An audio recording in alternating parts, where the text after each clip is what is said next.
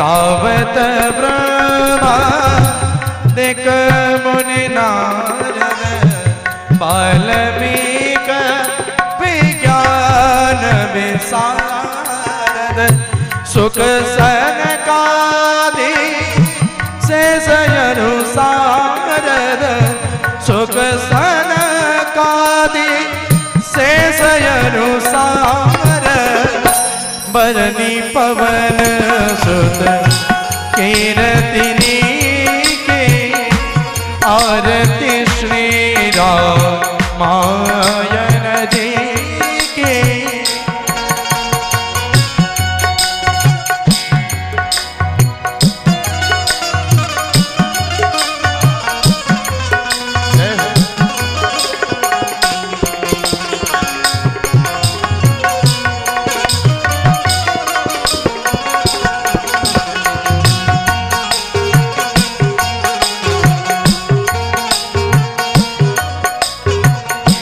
गावत वेद पुराण दस चौ शास्त्र सब गंतन को रस मुनि जन धन सतन को सरबस मुनि जन धन संतन को सरबस सार अंश सो मत सब ही की आरती श्री रामायण जी के।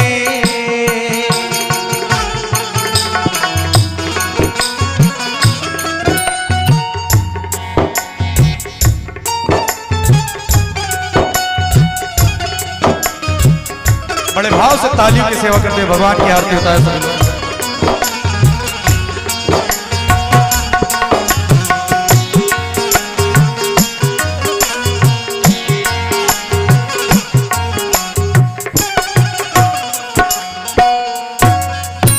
गावत संतत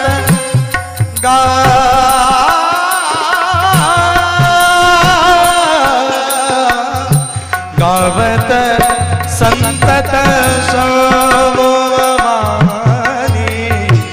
अरुघट समभव मुनि विज्ञानी व्यास आदि कवि बखानी व्यास आदि कवि बखानी कागव करुण के ही की आरती श्री रामायण जी की कीर्ति फलित ललित सियमी के।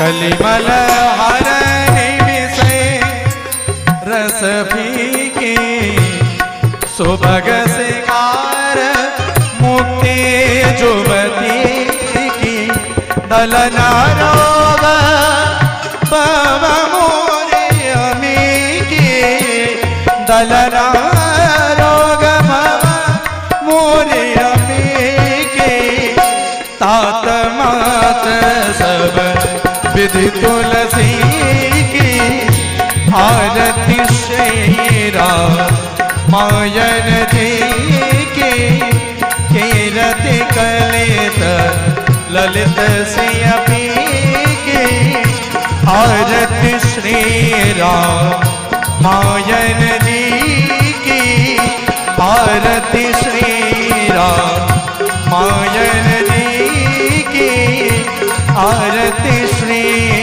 रामायण जी की।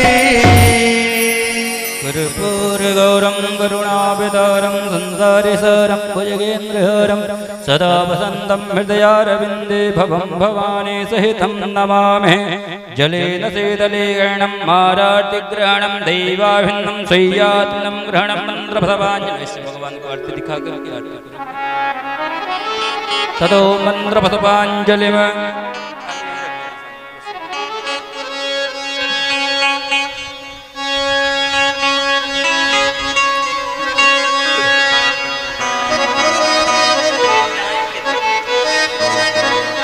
ओम यज्ञेन जगमययन्त देवास्तानि धर्माणि प्रथमान्यासन्यादेहनाकं महिमानः सचन्द यत्र पूर्वे साध्याः शान्तिदेवाः नानासुगन्धपुष्पाणि यथा कालोद्भवानि च पुष्पाञ्जलिर्मया दत्तग्रहाणः परमेश्वरः प्रार्थनापूर्वमन्त्रपुष्पाञ्जलिं समर्पयामि सीतारामाभ्यां नमः बोले सीतारामचन्द्र भगवान की जय बोले व्यास जी महाराज की जय बोले काली मैया की जय बोले स्थान देवी देवताओं की जय।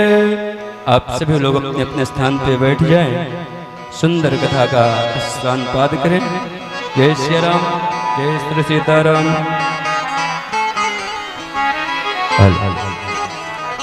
काली मैया की आप लोग जयकारा तो बोलो, काली मैया की जय हो।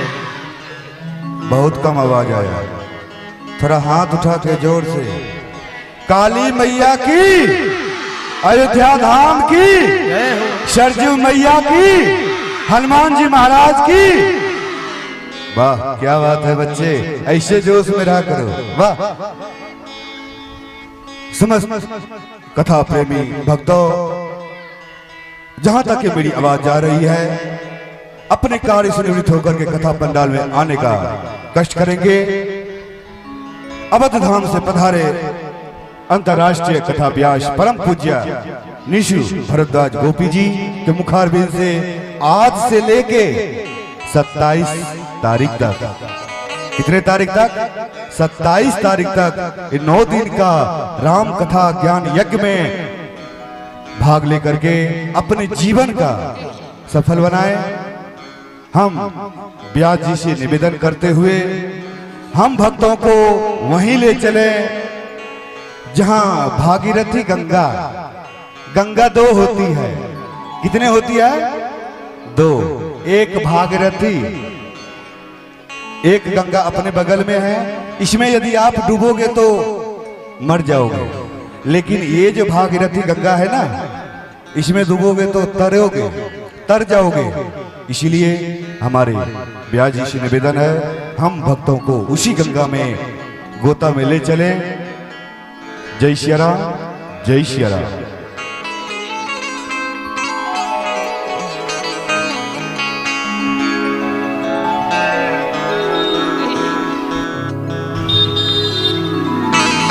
जय सिया राम, श्री राम। जय जय सिया राम, जय जय सिया राम, जय जय सिया राम, श्री राम। जय जय सिया राम, जय जय सिया राम, जय जय सिया राम, राम। जय जय सिया राम, जय जय सिया राम, जय जय सिया राम।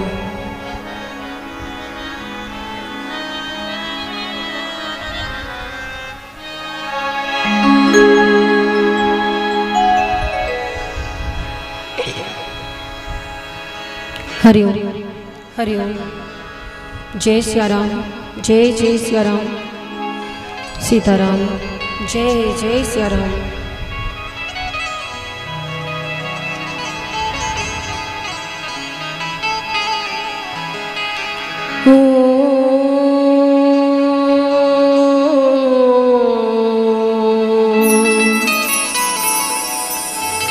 स्वस्ति श्री गणेशाय नमः।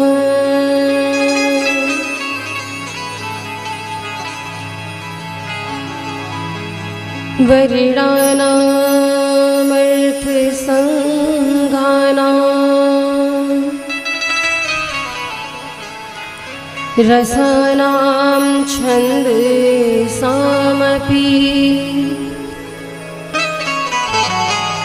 मङ्गलानां च कर्तारो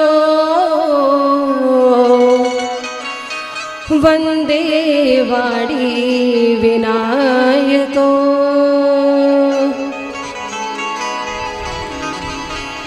भवानी शङ्करो वन्दे श्रद्धा विश्वासरूपिणो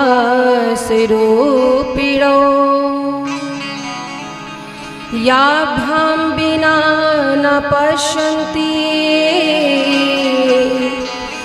सीधा स्वान्तस्थमीश्वरम्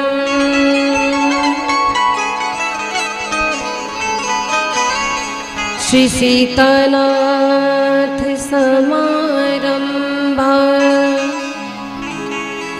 श्री रामानन्दार्य मध्यमा अस्मदाचार्य पर्यन्ता वन्दे श्री गुरुं परम्परा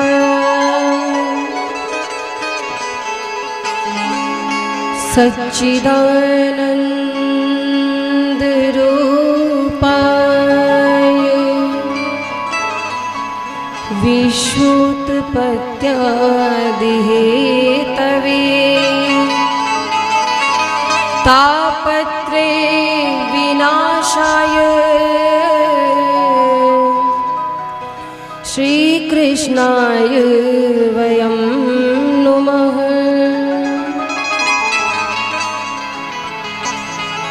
ध्येयं सदा परिभवग्नं भीष्टदोहम्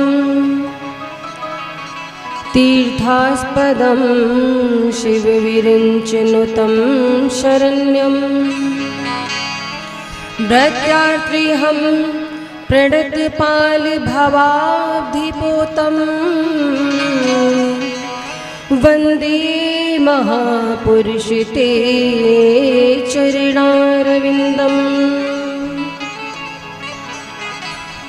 अतुलित बलधामं हेमशैलाब्धेहं दनुजवन कृशानुं ज्ञानिनामाग्रगण्यं सकलगुणनिधानं वानराणामधीशम्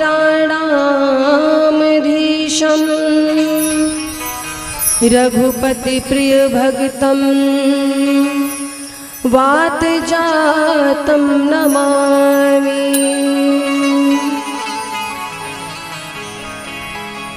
बोली राघवेंद्र सरकार की जय। श्री रामचरितमानस भगवान की जय हो। बोली काली माता की जय हो।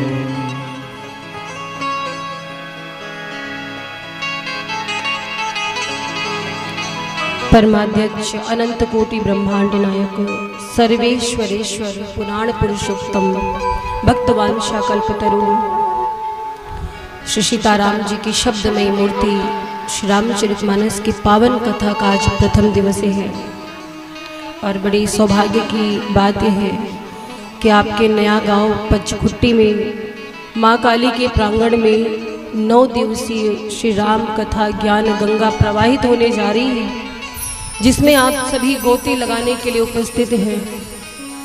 आज प्रथम सत्र की कथा है। बहुत सारी व्यवस्थाएं होती हैं प्रथम दिवस में, इसलिए थोड़ा विलंब हुआ आज कथा में। तो आइए अधिक समय ना लेते हुए हम सभी भगवान नाम संकीर्तन का आश्रय लेते हुए अपनी वाणी को, अपनी जिह्वा को श्री सीताराम जी के चरणों में निहित करेंगे और बड़े भाव के साथ कुछ क्षण भगवान का संकीर्तन करेंगे, भगवान के नाम का। तत्पश्चात मालकोश, तत्पश्चात हम सभी कथा में प्रविष्ट होंगे। आइए सब मिल करके तालियों की सेवा करते हुए भगवान के नामों का गुणगान करेंगे। बोली राघवेंद्र सरकार की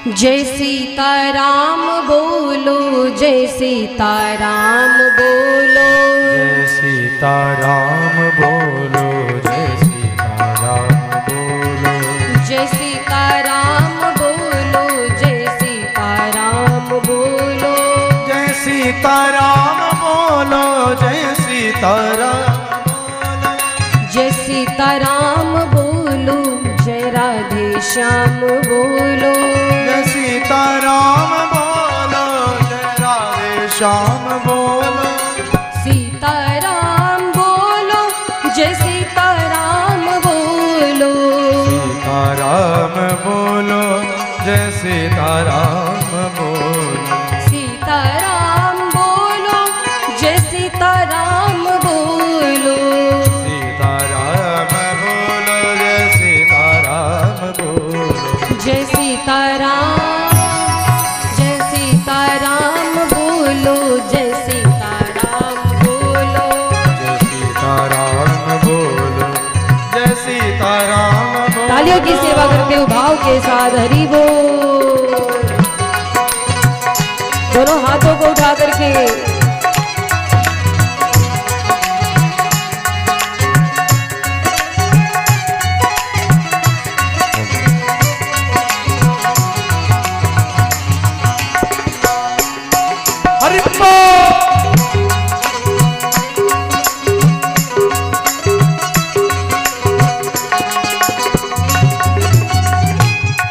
और सभी भाव के साथ देखिए, तालियां बजती रहनी चाहिए। गर्मी का समय है, ताली बजाओगे तो गर्मी नहीं लगेगी, है ना। और ताली बजाने से क्या होता है पता है, अभी आपको आगे बताएंगे कि ताली बजाने के लाभ क्या है। जब भगवान का संकीर्तन हो तो ताली अवश्य बजाएं। और जो लोग चुपचाप बैठे हैं उनके लिए मैं दो पंक्ति कहना चाहती हूँ। जो भक्त हाथों को बांध कर बैठे हैं, बोलने को दी जुबा तू बोलता क्यों नहीं, बोलने को दी जुबा तू बोलता क्यों नहीं, और लेने को हरि का नाम अपना मुख खोलता क्यों नहीं। और आज का ना बोलना तुझे उस दिन याद आएगा, आज का ना बोलना तुझे उस दिन याद आएगा। तू बोलना तो चाहेगा प्यारे मगर बोल नहीं पाएगा। इसीलिए अपने मुख को खोलिए और भाव के साथ भगवान का गुणगान करिए, तालियों की सेवा करते हुए। हरि बोल। जय सीताराम बोलो, जय सीताराम बोलो, जय सीताराम बोलो, जय सीताराम बोलो। ओम मंगलम ओंकार मंगलम, ओम मंगलम ओंकार मंगलम, ओम मंगलम ओंकार मंगलम, ओम मंगलम ओंकार मंगलम, शिव मंगलम शिव नाम मंगलम, शिव मंगलम शिव नाम मंगलम, शिव नाम मंगलम, ओम मंगलम ओंकार मंगलम, ओम मंगलम ओंकार मंगलम, शिव मंगलम शिव नाम मंगलम, शिव मंगलम शिव नाम मंगलम, शिव नाम मंगलम। जय सीताराम बोलो, जय सीताराम बोलो, सीताराम बोलो, जय सीताराम बोलो, जय सीताराम बोलो, जय सीताराम बोलो, जय सीताराम बोलो, जय सीताराम हरि बोलो। बड़े भाव से ताली की सेवा करते हुए गाया जाए हो।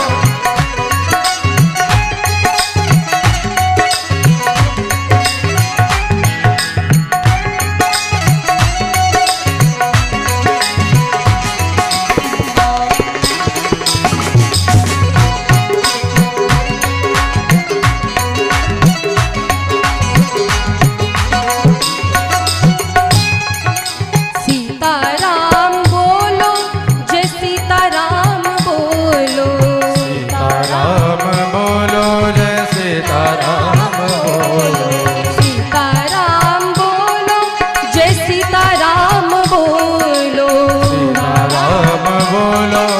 जय सीताराम बोलो जय सीताराम, जय सीताराम बोलो, जय सीताराम, जय सीताराम बोलो जय सीताराम बोलो जय सीताराम बोलो, जय सीताराम बोलो, जय सीताराम बोलो जय सीताराम जय सीताराम बोलो, जय सीताराम बोलो जय सीताराम बोलो, जय राधे श्याम बोलो जय सीताराम बोलो, जय सीताराम बोलो जय सीताराम बोलो।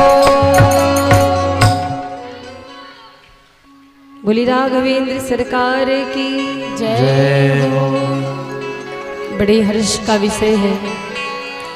पिछले वर्ष की भांति इस वर्ष भी श्री ठाकुर जी की विशेष कृपा आप सभी भगवत भक्तों पर हुई है। पिछले वर्ष में आप सभी ने श्रीमद् भागवत की कथा को श्रवण किया था। कितने भक्तों को याद है? पिछले वर्ष कथा सुनी थी आपने भागवत जी की, एक ही साल में भूल गए इतनी जल्दी? अच्छा, तो देखिए ये भगवान की बहुत बड़ी कृपा है आप सभी पर, क्योंकि भगवान राघवेंद्र सरकार की कथा आपको मिली है। ये एक जन्म का नहीं, अनंत जन्मों के जब पुण्य उदय होते हैं, जन्म जन्मांतर के, कल्प कल्पांतर के, युग युगांतर के पुण्य उदय होते हैं, तब कहीं जा कर के हमारा मन भगवान के भजन में, भगवान के चरणों में लग पाता है। तो इस दृष्टि से हम सभी बड़े सौभाग्यशाली हैं। आज प्रथम सत्र की कथा में हम सभी चर्चा करेंगे भगवान श्री राम के नाम की महिमा क्या है, श्री रामचरितमानस का महात्म्य श्रवण करेंगे। देखिए कथा तो सभी सुनते हैं, कभी सोशल मीडिया के माध्यम से, कभी गांव घर आस पड़ोस कथा होती रहती तो सुनते सभी हैं, पर कथा सुनने का जो मूल उद्देश्य है वो क्या है, हमें जीवन कैसे जीना है,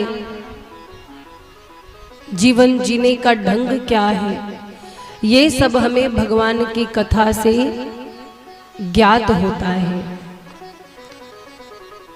तो महाराज एक बात याद रखिएगा, श्रीमद् भगवत गीता योग की कथा है, ध्यान से सुनिएगा। श्रीमद् भगवत गीता जो है वो योग की कथा है, श्रीमद् भागवत महापुराण की कथा वियोग की कथा है, और ये जो श्री रामचरितमानस की कथा है वो प्रयोग की कथा है। इसे हमें जीवन में उतारना है, इसका प्रयोग अपने जीवन में करना है। तो ऐसी भगवान के नाम की महिमा है, भगवान की कथा है। जहां पर भगवान की कथा होती है उस कथा के जो मुख्य श्रोता हैं वो है कौन? हमारे अनंत बलवंत श्री हनुमंत लाल जी महाराज। भगवान की कथा के सुरसिक श्रोता है। आपको पता है जहाँ भी भगवान की कथा होती वहाँ पर श्री हनुमान जी महाराज की भावमयी उपस्थिति होती है। कहा गया है ना, यत्र यत्र रघुनाथ कीर्तनम तत्र तत्र कृतमस्तकांजलिम बाष्पवारि परिपूर्ण लोचनम मारुतिम नमत राक्षसांतकम। यत्र यत्र रघुनाथ कीर्तनम, जहाँ जहाँ मेरी राघव जी की कथा होती है, मेरे राम जी की कथा होती है, मेरे हनुमान जी महाराज वहाँ उपस्थित होते हैं, उनकी भाव में उपस्थिति होती है। तो भगवान की कथा के जो सुरसिक श्रोता हैं वो हनुमान जी महाराज हैं। बाकी श्रोताओं को तो बुलाना पड़ता है, निवेदन करना पड़ता है कि अति शीघ्र गृह कार्य को संपन्न करके गृह कार्य से निवृत्त होकर के आप कथा पंडाल में पहुंचे। पर हनुमान जी को बुलाना नहीं पड़ता है, हनुमान जी सबसे पहले आकर बैठते हैं और बैठते हैं, हाथ जोड़कर भगवान की कथा को सुनते हैं। और जानते हैं हनुमान जी कथा कैसे सुनते हैं? जब हाथ जोड़कर मेरे हनुमान जी कथा सुनते हैं तो उनके आंखों में प्रेमाश्रु प्रकट हो जाते हैं, आंखें भीग जाती हैं, आंखों से झरझर आंसू बहते हैं। तो ऐसे भगवान के कथा के सुरसिक श्रोता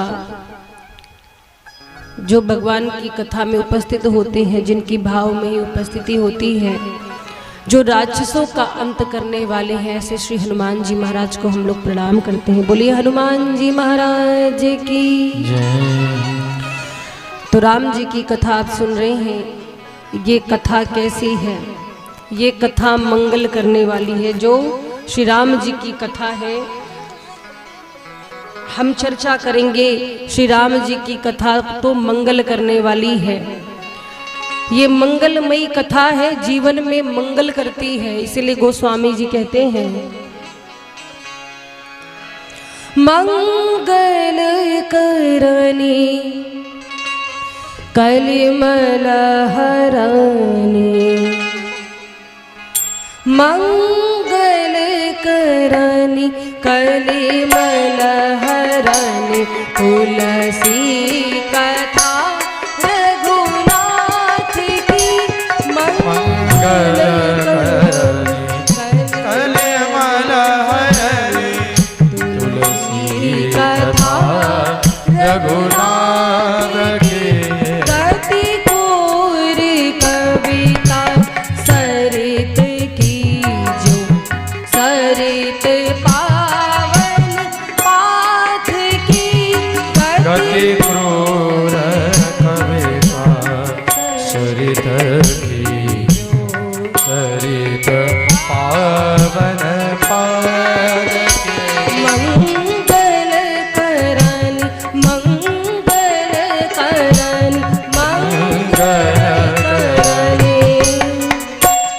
तो श्री रघुनाथ जी की जो कथा है वो मंगल करने वाली है।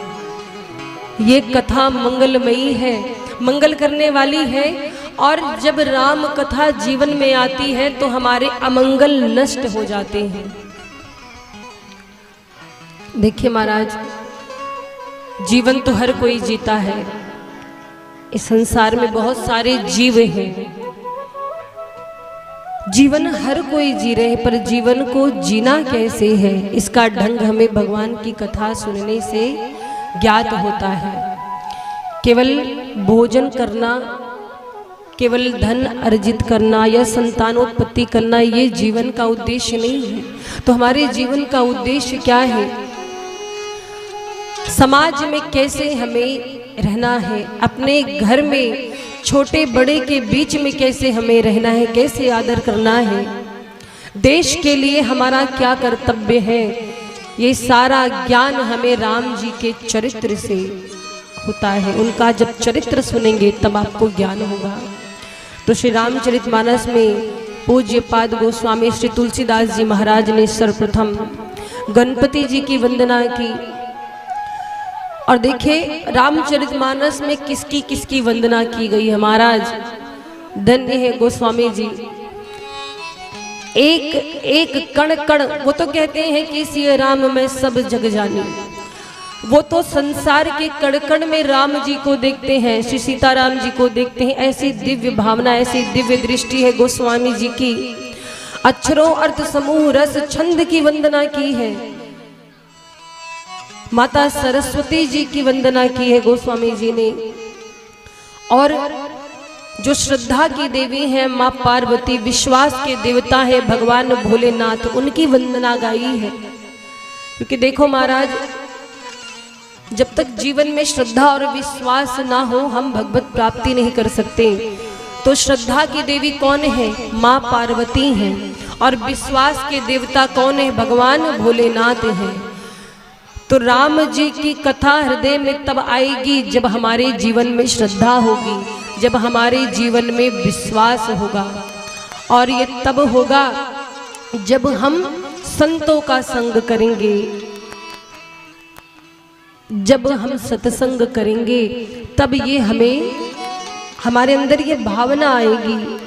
तो महाराज गोस्वामी जी कहते हैं कि मैं शिव जी की वंदना करता हूँ और गोस्वामी जी हनुमान जी की वंदना करते हैं, जानकी मैया को प्रणाम करते हैं, श्री भरत जी को प्रणाम करते हैं।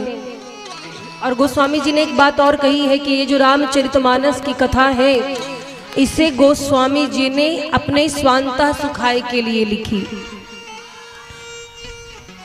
आपको पता है श्री रामचरितमानस के 4 वक्ता और 4 श्रोता ऐसे हैं जो अनंत काल से कथा को सुनने सुनाने का उपक्रम कर रहे हैं। श्री रामचरितमानस के 4 वक्ता और 4 श्रोता हैं। मालूम है कौन कौन, कहां कहां पर ये जो राम जी की कथा है वो नित्य गाई जा रही मालूम है।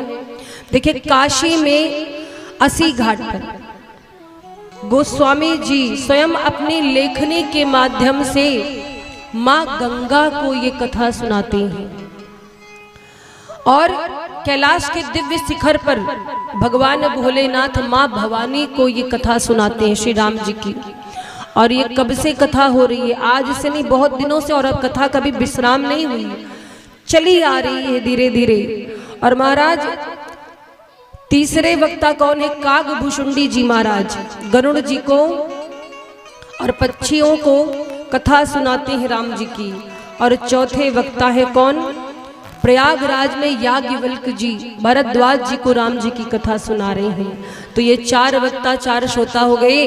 और यहाँ आज पचमखुट्टी ग्राम में माँ काली के प्रांगण में हम आप कथा को सुनने सुनाने का उपक्रम करने जा रहे हैं। तो विचार कीजिए ये कथा केवल यहाँ नहीं हो रही आपके गांव में, कैलाश पे भोले बाबा भी सुना रहे माँ भवानी को और माँ भवानी बड़े भाव से कथा को सुन रही हैं। काशी में माँ गंगा सुन रही हैं गोस्वामी जी के मुख से। तो ये जो राम जी की कथा है वास्तव में ये स्वांतः सुखाय के लिए है। गोस्वामी जी कहते हैं कि दुनिया को इससे आनंद तो मिलेगा ही मिलेगा, लेकिन सबसे बड़ा आनंद स्वांतः सुखाय का होता है। एक बात याद रखो, जीवन में आप किसी को संतुष्ट नहीं कर सकते हो, कर सकते हो?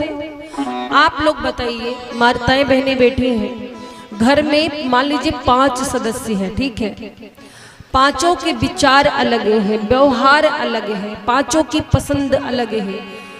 आप बहुत प्रयास कर लो, क्या सबके मन का कर सकते हो? नहीं हो सकता। आप सबको संतुष्ट कभी नहीं कर सकते हैं। तो जब सब संतुष्ट ना हो तो केवल एक काम है, आत्म संतुष्टि ले आओ। अगर अपनी आत्मा संतुष्ट है तो सब संतुष्ट है। जीवन में आत्म संतुष्टि बहुत बड़ी चीज है। जब तक हम प्रसन्न नहीं रहेंगे, जब तक हम अंदर से गदगद नहीं रहेंगे, तब तक हम दूसरों को प्रसन्नता दे भी नहीं सकते। तो अगर खुद प्रसन्न रहना है तो पहले, अगर किसी को प्रसन्न रखना है तो पहले खुद प्रसन्न रहना होगा। जैसे एक बार की बात है, एक आदमी जा रहा था, रास्ते में एक बाबा जी मिले। आदमी बोला, बाबा जी राम राम। बाबा जी बड़े दुखी मन से बोले, खुश रहो। वो सोचा कि ये हमको कह रहे खुश रहो, अपने ही नहीं खुश है। बोला हमें छोड़िए, पहले आप ही खुश रह लो, इतने दुखी हो के आशीर्वाद दे रहे हो। तो जब हम खुश अंदर से होंगे तभी दूसरों को प्रसन्न कर पाएंगे। तो महाराज इसीलिए ये जो भगवान की कथा है, ये मेरा कहने का जो अपना उद्देश्य है मैं आपको बताती हूँ। भगवान श्री राघवेंद्र की कथा सुन करके समाज में सोया हुआ कोई एक कुंभकर्ण यदि अपनी निद्रा त्याग दे तो हमारा कथा कहना सार्थक हो जाए। यदि कोई एक विभीषण कथा को सुन करके भगवान श्री राम जी की शरण में चला जाए तो हमारा कथा कहना सार्थक है। और किसी एक रावण को राम जी का सत्य बाण लग जाए तो हमारा कथा कहना और आपका सुनना सार्थक है। तो महाराज ये कथा का उद्देश्य है समाज में, लोगों में राम जी के चरित्र को जानने की जो इच्छा है, जिज्ञासा है, वो जिज्ञासा कैसे पूर्ण होगी जब हम भगवान की कथा सुनेंगे। और अगर किसी से देखो किसी से प्रेम हो तब उसके बारे में जानने में आनंद आता है। जैसे आप भगवान की कथा को सुन रहे हैं ना, तो सबसे पहले आपको भगवान के चरणों में अपना प्रेम रखना होगा, प्रीति करनी होगी। गोस्वामी जी कहते हैं कि जाने बिनु ना होई प्रतीति। जब तक आप किसी को जानते नहीं उससे प्रेम नहीं कर सकते। कर सकते हो? किसी अजनबी से कोई प्रेम करता है? नहीं करता। जब तक उसके बारे में जानता नहीं है, वो कैसे हैं, क्या उनको पसंद है, उनका स्वभाव कैसा है, तब तक प्रीति नहीं जुड़ती। तो हमें ये जानना है कि हमारे राम जी कैसे हैं। जानेंगे तभी ना हमारा आपका प्रेम जुड़ेगा। इसीलिए कहा गया कि जाने बिनु ना होई प्रतीति, बिनु प्रतीति होई नहीं प्रीति। जब तक प्रतीति नहीं होती तब तक प्रीति नहीं जुड़ती। तो इसीलिए विश्वास के साथ, भाव के साथ भगवान की कथा श्रवण करेंगे। और महाराज भगवान की कथा को सुन करके अपने जीवन में उतारी, यही कथा श्रवण की सार्थकता है। तो आज हम चर्चा करेंगे भगवान राम के नाम की महिमा। भगवान राम का नाम आप लोग लेते हैं, उनकी पूजा करते हैं। ये राम जी कौन है, इनका कार्य क्या है, राम जी का नाम लेने से होता क्या है, आज ये जानना है। महाराज राम जी का नाम तो ऐसा है कि चाहे उल्टा जपो चाहे सीधा, आपके जीवन में मंगल होगा, कल्याण होगा। इसीलिए कहा गया है कि भगवान का नाम चाहे जैसा भी व्यक्ति हो, कोई कितना भी पापी हो, कैसा भी हो, अगर भाव से, श्रद्धा से यदि प्रभु को पुकारता है, उनका नाम लेता है, तो भवसागर से पार हो जाता है। गोस्वामी जी कहते हैं ना कलि कर्म न भगते विवेकु, राम नाम अवलंबन एकु। इस कलिकाल में भवसागर से पार जाने का एकमात्र उपाय है राम जी के नाम का अवलंबन, राम जी के नाम का सुमिरन। हरे रामा राम राम सीता राम राम राम, हरे रामा राम राम सीता राम राम राम, हरे रामा राम राम सीता राम राम राम, हरे रामा राम राम सीता राम राम राम, हरे रामा राम राम सीता राम राम हरे राम, रामा राम राम सीता राम राम राम, हे रामा राम राम सीता राम राम राम, हरे रामा राम राम सीता राम राम राम। हरि बोल।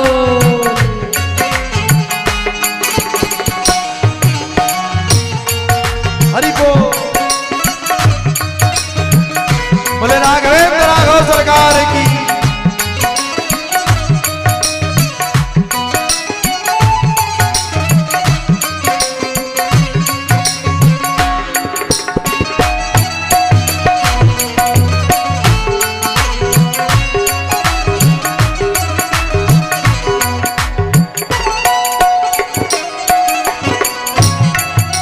और देखें राम जी का नाम किन किन लोगों ने लिया और जिन्होंने लिया उनका क्या हुआ, सुनिएगा। ये नाम बनाया प्रथम पूज्य गणपति जी को पल में, ये नाम बनाया प्रथम पूज्य गणपति जी को पल में, मिल गया यही अवलंब नाम शबरी को जंगल में,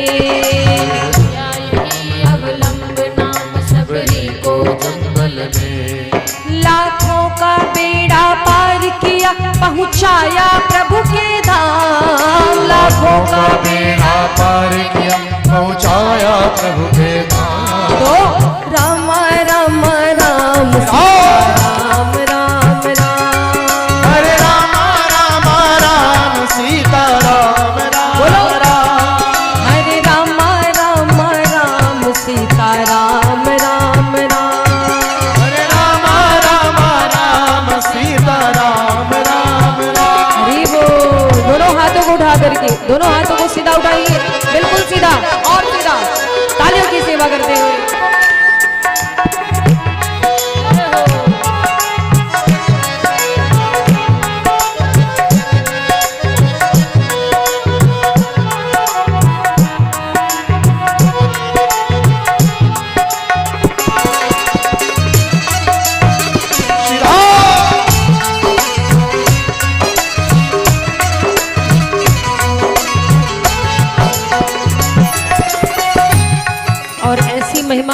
राम जी के नाम की ब्रह्मा के चारों वेदों से ये नाम निकलता है।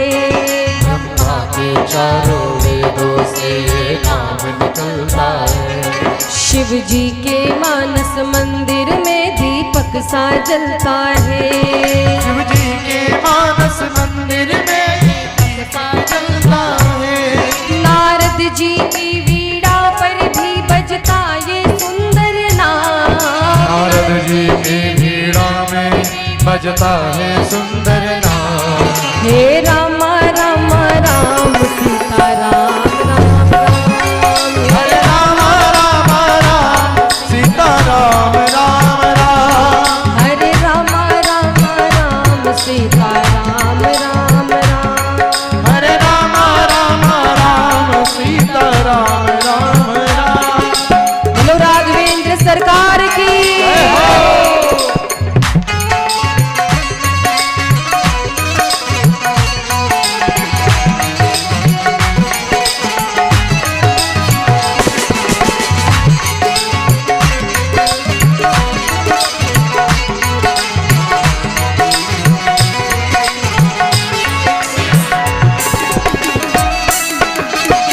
जय हो।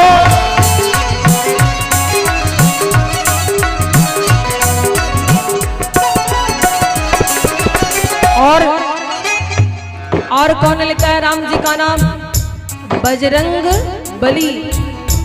बजरंग बली के अंदर जो बल है मालूम है, राम जी का प्रताप है। इसीलिए बजरंग बली के बल में इसकी महिमा भारी है। बजरंग बली के बल में इसकी महिमा भारी है। ध्रुव और विभीषण को ही यही बूटी प्यारी है। ध्रुव और विभीषण को भी ये बूटी प्यारी है। प्रहलाद इसी को जपते थे निस्वासर आठों याम। प्रहलाद इसी को जपते थे निस्वासर आठों याम। हे राम राम राम सीता राम राम राम। हरे राम राम राम सीता राम राम राम। हरे राम राम राम सीता राम राम राम। हरे राम राम राम सीता राम राम राम। हरे राम राम राम सीता राम राम राम। राम राम राम सीता राम राम राम। हरे राम राम राम सीता राम राम राम। हरे राम राम राम सीता राम राम राम। सीता राम राम राम। सीता राम राम राम। सीता राम राम राम। सीता राम राम राम। सीता राम राम राम। सीता राम राम राम।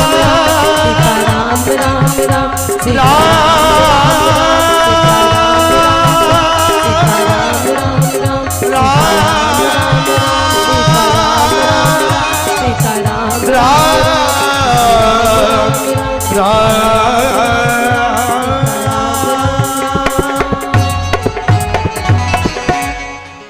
बोली राघवेंद्र सरकार की जय हो। अच्छा ये बताइए कथा में कितने लोगों को आनंद आ रहा है? जरा हाथों को उठाकर बताइए। बाल गोपाल को ज्यादा आनंद आ रहा है। बस यही तो आनंद होना चाहिए। देखिए आज कथा का प्रथम दिवस है, फिर भी इतने सारे भक्त आए हुए हैं और मुझे तो लग रहा है कल और भी संख्या बढ़ेगी भक्तों की। बढ़ेगी, बढ़ जाएगी का संख्या।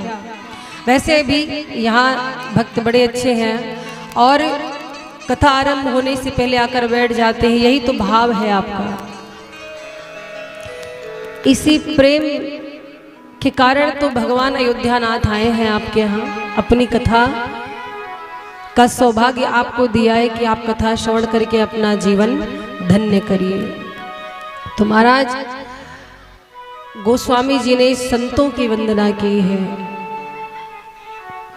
गोस्वामी जी कहते हैं कि मुद मंगल में संत समाजू, जो जग जंगम तीर्थ राजू। जो संत होते ना वो चलता फिरता तीर्थ होते हैं। तो जीवन में सत्संग की बड़ी महिमा है। अच्छा, सत्संग करने से क्या लाभ होता है? अगर अच्छे लोग की संगत में रहो तो लाभ क्या है? आइए आपको बताते हैं। एक बार की बात है, एक आदमी था, वो नास्तिक था, वो भगवान को मानता नहीं था। उसका ना पूजा पाठ में मन लगे, ना अच्छी बातें करे, सारे कार्य उसके उल्टे थे। घर में लोग समझाते कि भाई हम सनातनी हैं, हिंदू हैं, कम से कम सुबह स्नान करके भगवान का नाम तो लिया करो, घर में पूजा पाठ हो तो उपस्थित तो रहा करो। लेकिन वो इतना मनमानी करता, किसी की बात नहीं सुनता, और कोई समझाने आता तो झगड़ा कर लेता, मुझे अकल मत दो, मुझे पता है क्या करना क्या नहीं करना। तो घर वाले उससे परेशान हो गए थे, बड़ा झगड़ालू था, और कोई ऐसा गलत काम नहीं जो वो करता नहीं था। ध्यान से सुनिएगा कि राम नाम की महिमा क्या है, सत्संग की महिमा क्या है। कथा को ध्यान से सुनेंगे तब आनंद आएगा। तो जो आदमी बिल्कुल नास्तिक था, झगड़ालू था, गलत कार्य करता था, घर वालों की बात नहीं मानता, घर वाले सोचते इसका क्या होगा, ऐसी इसकी प्रवृत्ति है तो नरक में जाएगा। तो एक दिन घर वालों ने महात्मा जी को बुलाया। महात्मा जी उनके घर आते जाते थे। महात्मा जी से कहा, महात्मा जी हमारा ये बेटा तो बड़ा नालायक है और कुछ सुनता नहीं है, ना अच्छे काम करता है, सारी बुराई इसके अंदर है, इसको कुछ समझाइए, इससे कुछ ज्ञान दीजिए, घर परिवार में कैसे रहना चाहिए, कैसे बड़ों का आदर करना चाहिए, कुछ इसको अच्छी बात समझाइए। महात्मा जी ने कहा ठीक है, मैं प्रयास करता हूँ। महात्मा जी उसको बुलाए अपने पास, बोले इधर आओ। आया। महात्मा जी बोले काहे को घर वालों को परेशान करते हो, ऐसा क्यों करते हो? अरे इतना अच्छा भला शरीर भगवान ने दिया है, इसका सदुपयोग करो, मस्तिष्क बुद्धि दी है, उसे अच्छी चीज में लगाओ। बुलाए महात्मा जी, ज्यादा मुझे ज्ञान मत देना, पूजा पाठ करने के लिए मत बोलना। महात्मा जी समझ गए ये पूरा नास्तिक है, पर इसको समझाया कैसे जाए। महात्मा जी ने कहा अच्छा ठीक है, तुम मत करना पूजा पाठ, मत लो भगवान का नाम, हमसे दोस्ती करोगे? बोला हाँ ये करोगे। हमसे दोस्ती करोगे? बोला चलो करते दोस्ती। महात्मा जी ने कहा देखो, हमसे दोस्ती कर लो, हम पक्का वादा करते तुमसे कभी नहीं कहेंगे पूजा पाठ करो, कभी नहीं, तुम जैसे रहते हो वैसे रहना, पर हम तुम्हारे पास आए तो थोड़ा मेरे पास बैठा करो। बोला ठीक है। अब महात्मा जी उससे मिलने लगे, धीरे धीरे दोनों का प्रेम बढ़ा। अब ज्यादा समय महात्मा जी के साथ में रहने लगा। एक दिन महात्मा जी ने कहा चलो थोड़ा घूम के आते हैं। घूमने गया तो महात्मा जी ने कहा हम तुम्हारे दोस्त हैं, मानते हो?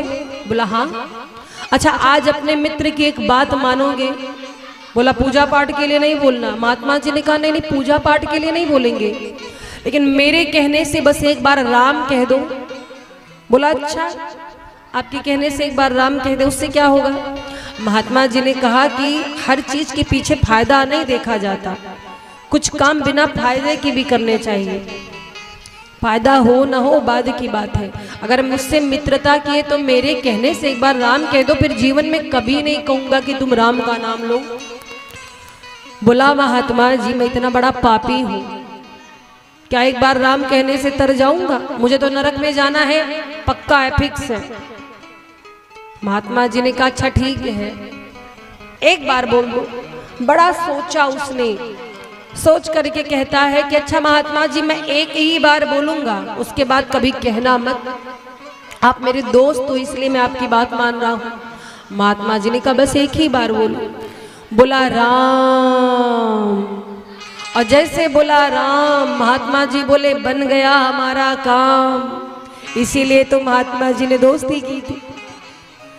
महात्मा जी ने कहा सुनो, तुमने आज मेरी बात रख ली, आज मेरे कहने से एक बार तुमने राम जी का नाम लिया, लेकिन एक बात याद रखना, क्या कभी जीवन में कोई भी इस नाम के बदले तुमसे कहे कि कुछ मांग लो तो मांगना मत।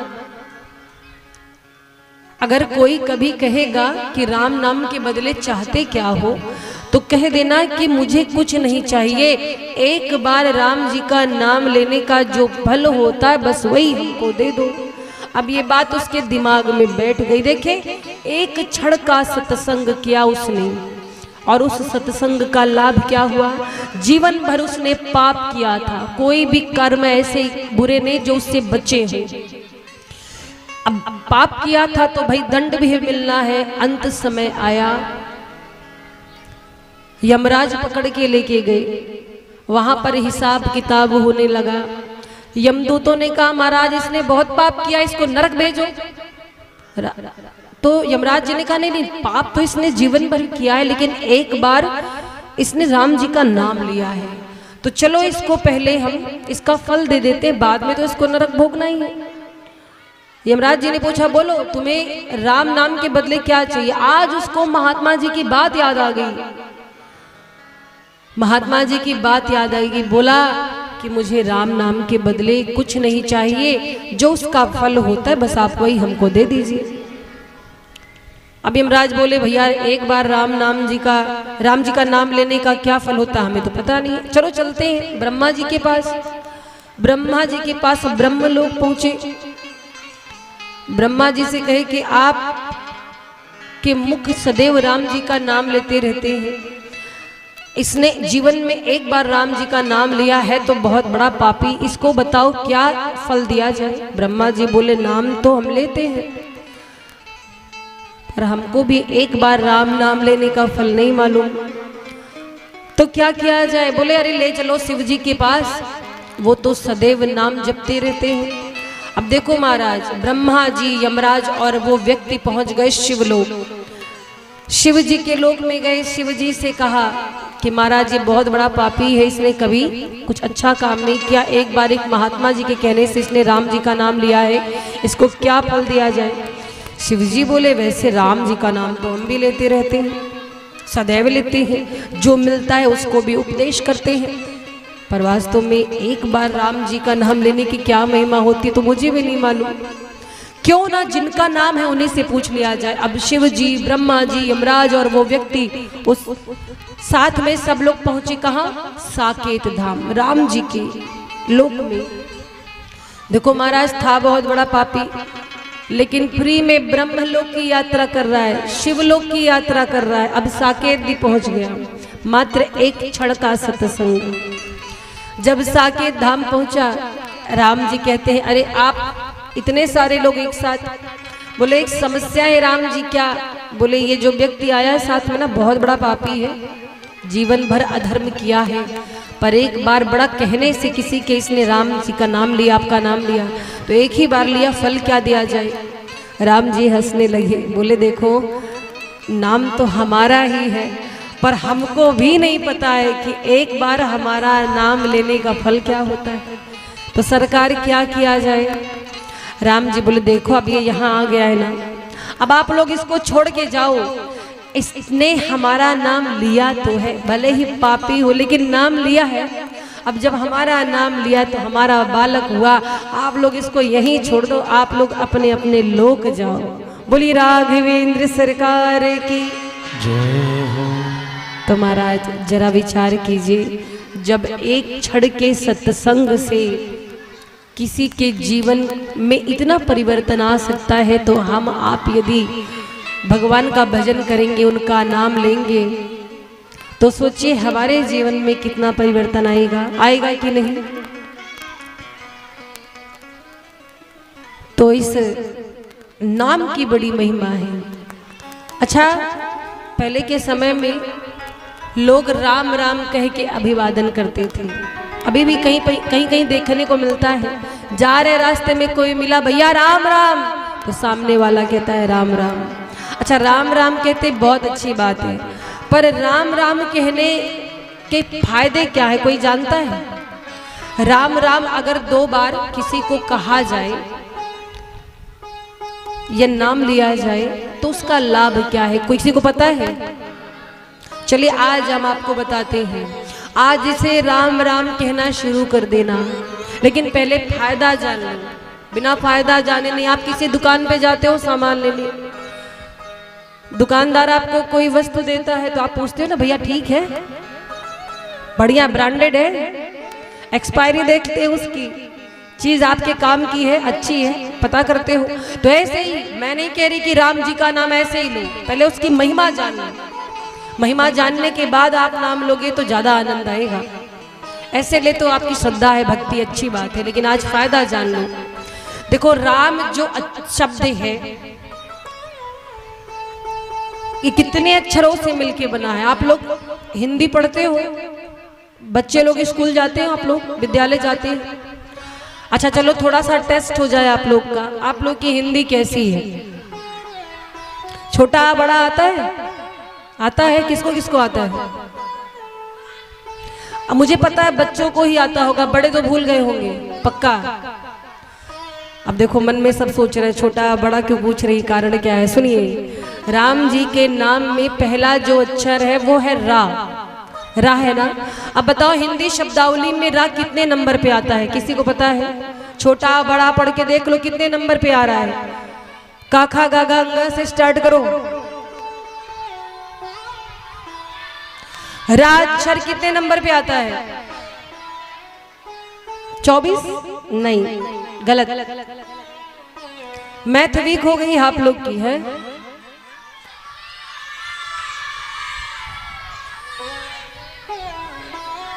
एक एक लोग बताओ भाई, ऐसे नहीं। चलिए बच्चा पार्टी आप लोग बताइए रा कितने नंबर पे आता है? 22 नहीं, थोड़ा थोड़ा आप लोग पहुंच रहे हो, लेकिन अभी थोड़ा और शुद्धता से। अभी एकदम बिल्कुल सही किसी ने नहीं बताया है।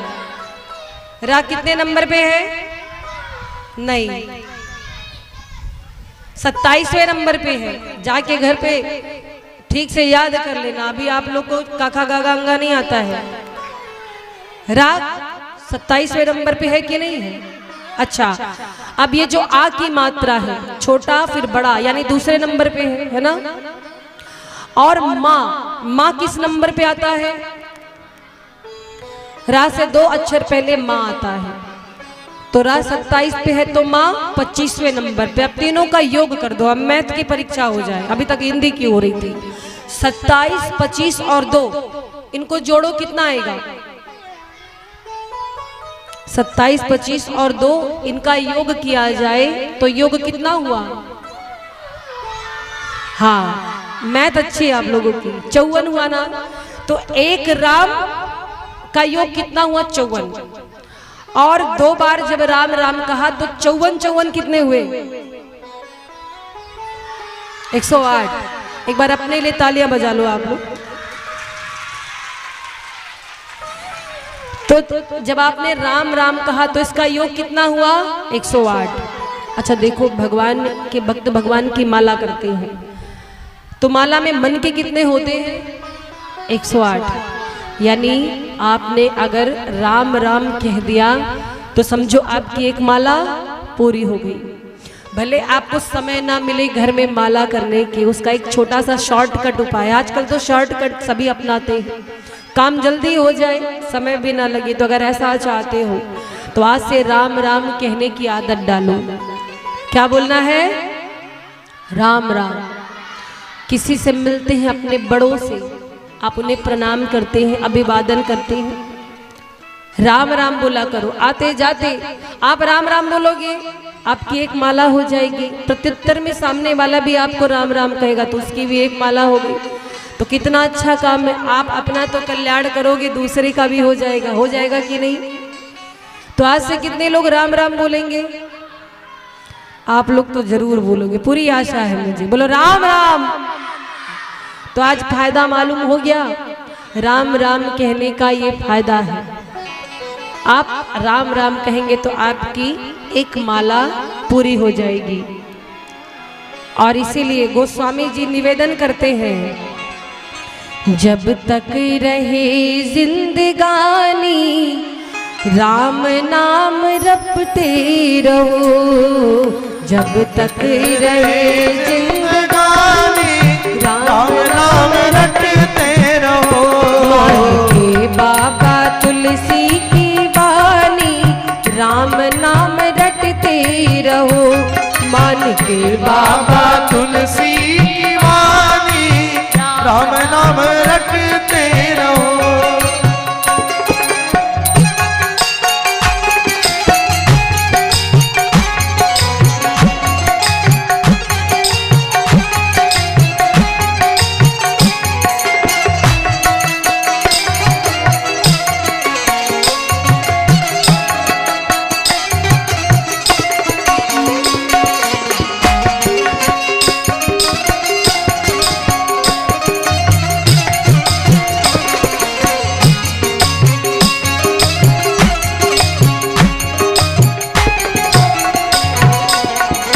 महाराज नाम राम जी का तो बहुत छोटा है राम, लेकिन काम बहुत बड़ा है।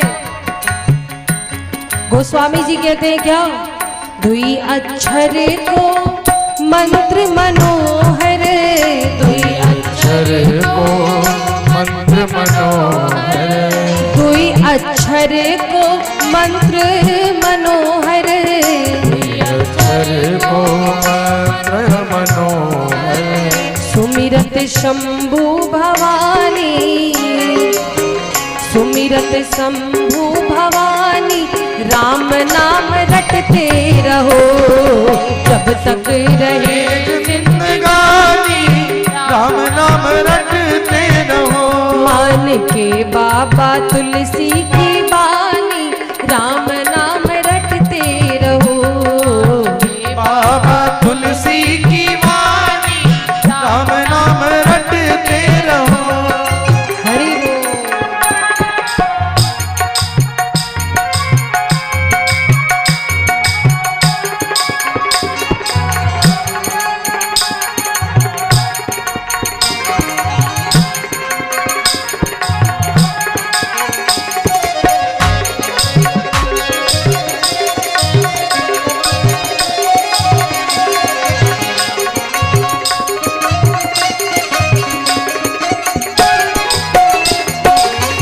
नाम जपत मन मगन पवन सुत, नाम जपत मन मगन पवन सुत, नाम जपत मन मगन पवन सुत, नाम जपत मन मगन पवन सुत, तन पुलकित होए बानी,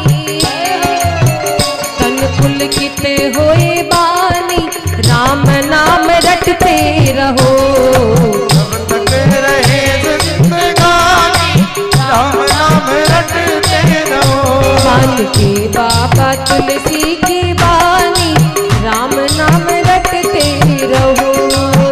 बाबा तुलसी की वाणी, राम नाम रटते रहो।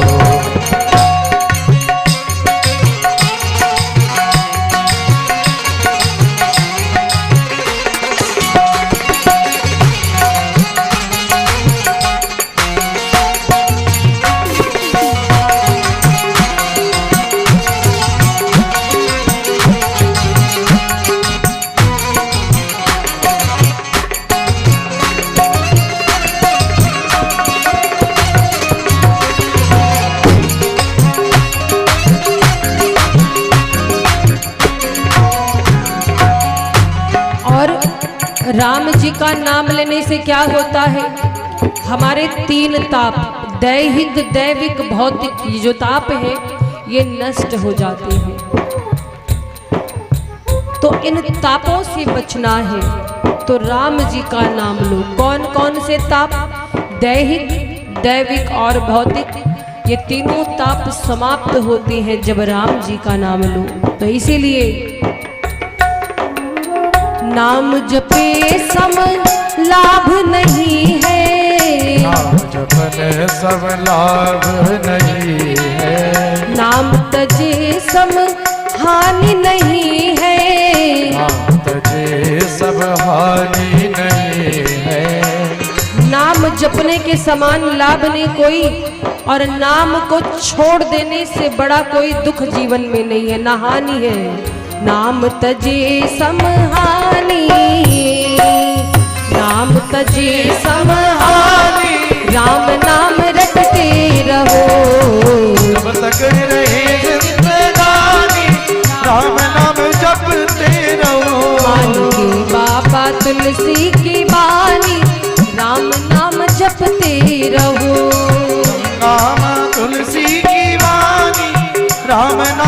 जपते रहो। जब तक रहे जिंदगानी राम नाम जपते रहो। जब तक रहे जिंदगानी राम नाम जपते रहो। अरे राम नाम जपते रहो। नाम जपते रहो।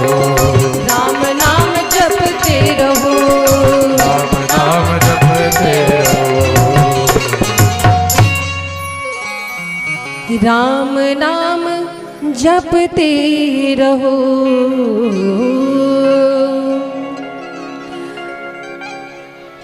राम जी का नाम जपते रहिए जब तक जीवन है। काम करते रहिए अपना, सोते जागते उठते बैठते। महामंत्र है ऐसा मंत्र जो जीवन के साथ भी जीवन के बाद भी। LIC का नाम सुना है आपने? ये राम जी का नाम भी LIC की तरह है। इस धरा का धरा पर धरा रह जाएगा कि यही नाम है जो साथ में जाएगा। अच्छा देखो, गोस्वामी जी कहते हैं कि भगवान के जो भक्त हैं, जो राम जी के नाम का जाप करते हैं, वो 4 प्रकार के होते हैं। भक्त भी 4 प्रकार के होते हैं। कौन कौन से भक्त हैं और 4 प्रकार के भक्तों के बारे में गोस्वामी जी क्या कहते हैं? जपहि नाम जन आरत भारी। जपहि नाम जन आरत भारी। मिटहि कुसंकट होहि सुखारी। मिटहि कुसंकट होहि सुखारी। राम भगत जग चारि प्रकारा। राम भगत जग चारे प्रकारा। सुकृति चार्यो अनग उदारा। सुकृति चार्यो अनग उदारा। सुकृति चार्यो अनग उदारा। सुकृति चार्यो अनग उदारा। राम जी के भक्त 4 प्रकार के होते हैं। पहले गोस्वामी जी कहते हैं, पहले जो भक्त हैं, पहले जो भक्तों की श्रेणी वो अर्थार्थी होते हैं। पहले प्रकार के जो भक्त हैं वो हैं अर्थार्थी, यानी धन की इच्छा से भगवान को भजने वाले। हे प्रभु ऐसे कृपा करो, व्यवसाय बढ़े, घर में खूब रुपया आए, धन दौलत आए, हम आपको प्रसाद चढ़ाएंगे, भजन करेंगे। तो धन की इच्छा से जो भगवान को याद करते हैं वो अर्थार्थी भक्त कहलाते हैं। और महाराज जो दूसरी श्रेणी है वो है आर्त्र। कुछ भक्त धन के लिए भगवान को याद करते हैं, उनका नाम जप करते हैं। जो दूसरा प्रकार है वो है आर्त्र, यानी संकट और निवृत्ति के लिए भजन करते हैं। तबीयत खराब है, परिवार में क्लेश हो रहा है, झगड़ा हो रहा है, तो कुछ लोग कहते हैं प्रभु इन सभी चीजों से बचाओ, बड़े परेशान हैं, हम आपका भजन करते हैं। तो जो जीवन की कठिनाइयों से बचने के लिए भगवान का भजन करते वो है आर्त। और तीसरे नंबर पे आते हैं भक्त जिज्ञासु, जिन्हें धन मिले ना मिले, समस्या दूर हो ना हो, पर हम भगवान की कथा सुनेंगे। क्यों? हम भगवान को जानना चाहते हैं। भगवान को जानने की इच्छा से भजन करने वाले जो होते हैं वो जिज्ञासु भक्त होते हैं। और भक्तों का चौथा प्रकार क्या है? चौथा है ज्ञानी। ज्ञानी भक्त कौन?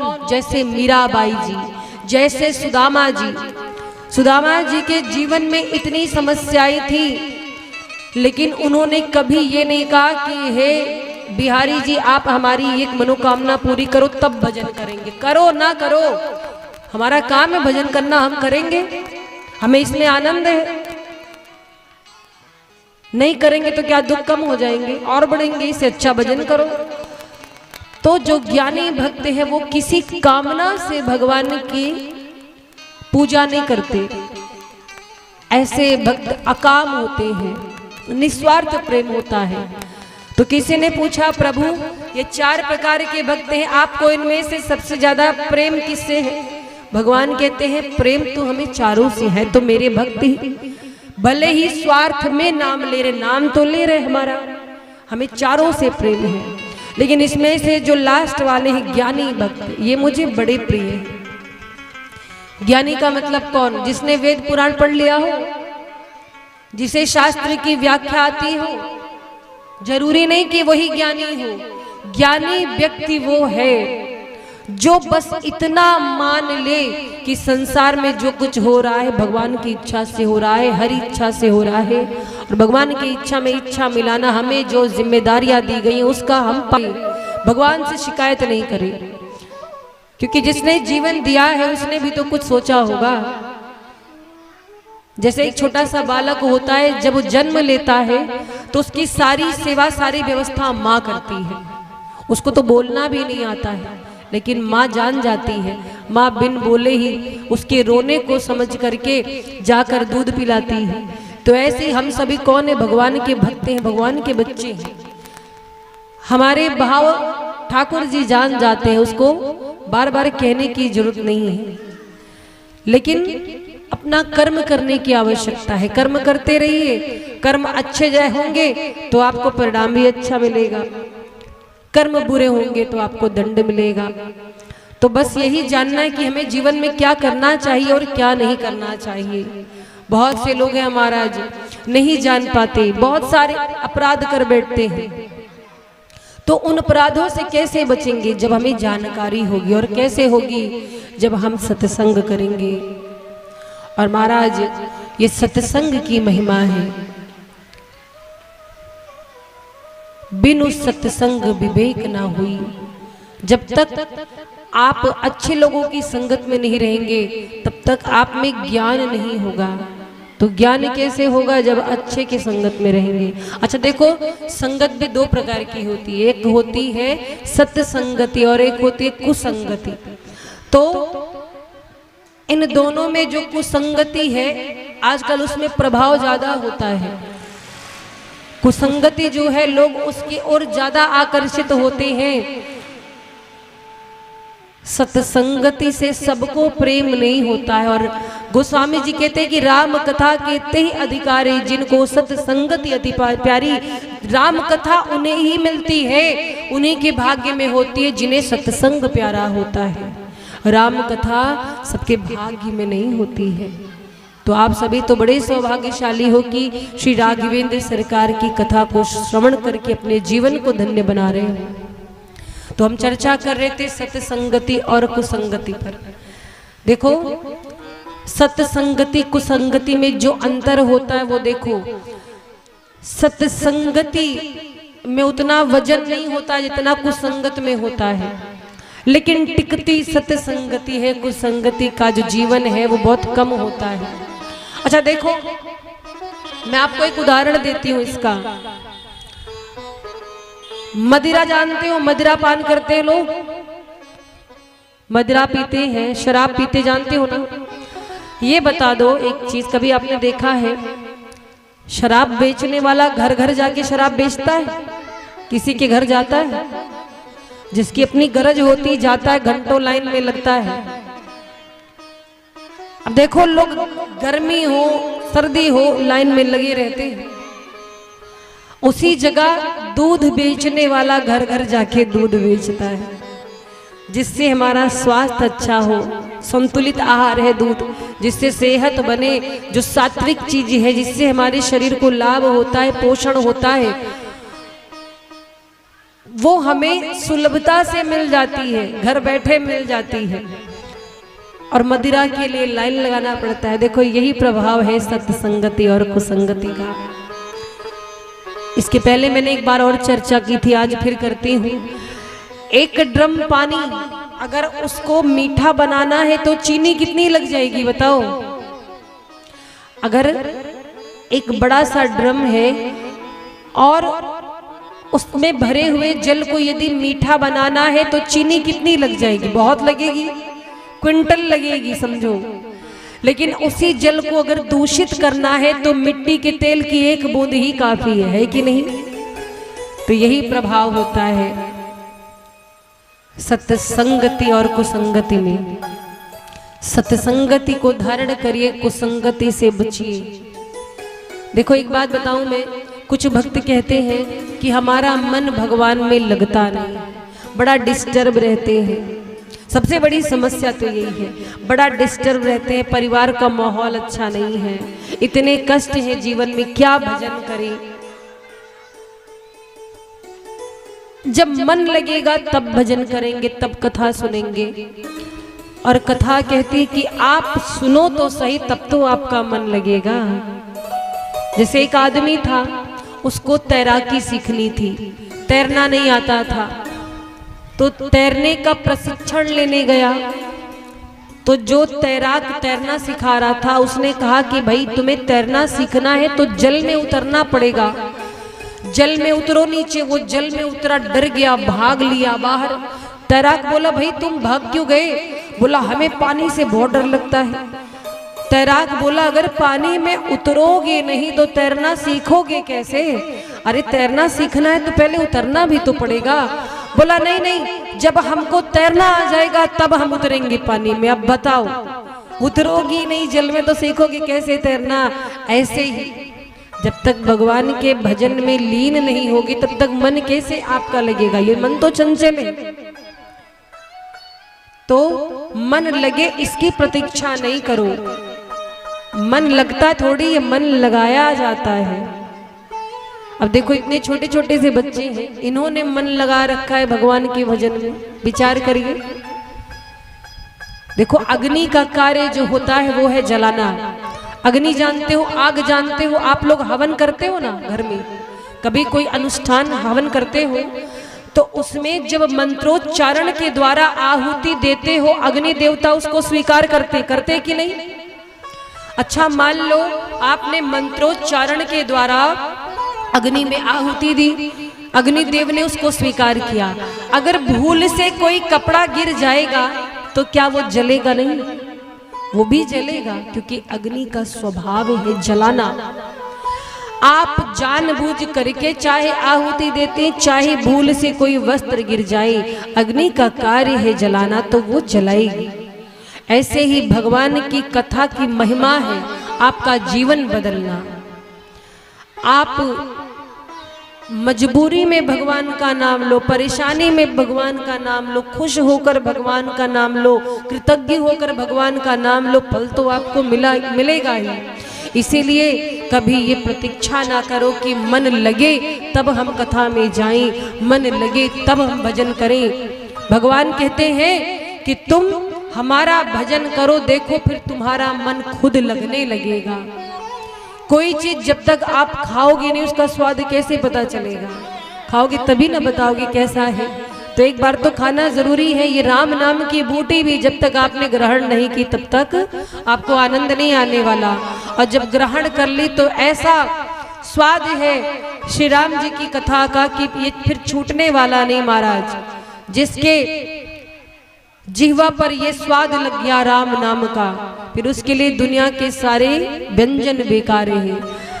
ऐसा कोई भी विषय नहीं जो हमारे राघवेंद्र सरकार की कथा में ना हो। हर रस से, हर भाव से भरा हुआ है ये राम जी का चरित्र। गोस्वामी जी कहते हैं, सब रस रंग भरे हैं रामायण जी में, सब रस रंग भरे हैं रामायण जी में, सब रस रंग भरे हैं रामायण जी में, सब रस रंग भरे हैं रामायण जी में। दोहा सोरे ठाओ और चौपाई। दो हसूर ठा और चौपाई। दो हसूर ठा और चौपाई। दो हसूर ठा और चौपाई। रुचि छंद भरे हैं रामायण जी में। रुचि रुचि छंद भरे हैं रामायण जी में। सब रस रंग भरे हैं रामायण जी में। सब रस रंग भरे हैं रामायण जी में।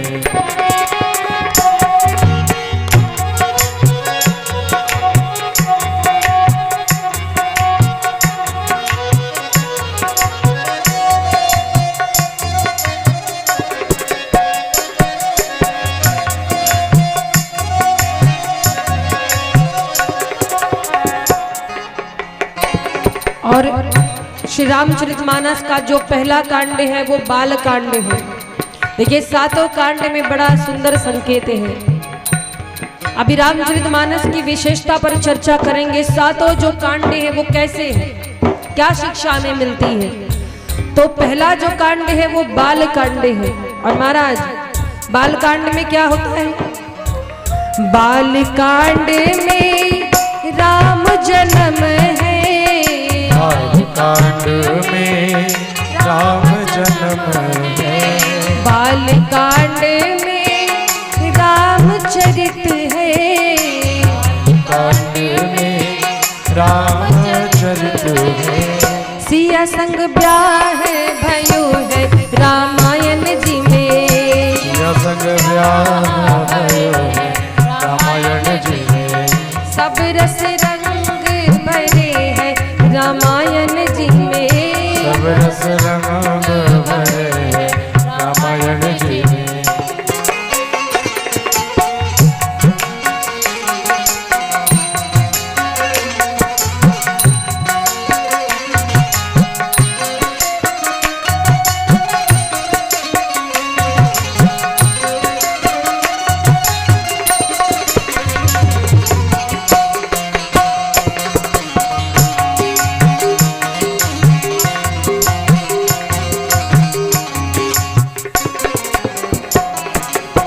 और बाल कांड के बाद अयोध्या कांड, अवध कांड।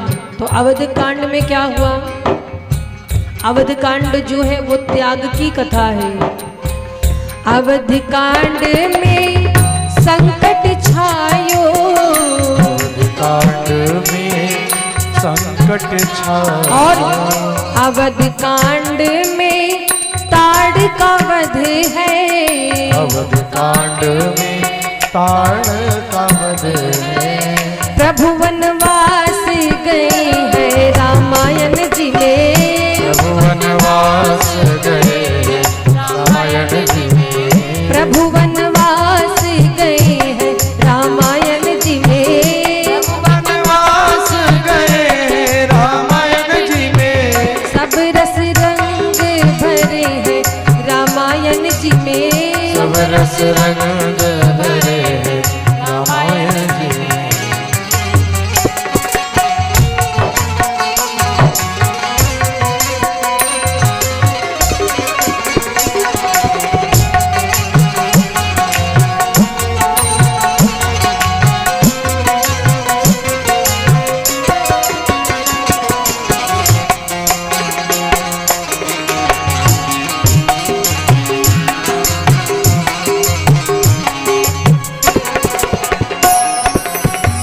और तीसरा कांड है अरण्य कांड। यानी अरण्य का मतलब होता है जंगल।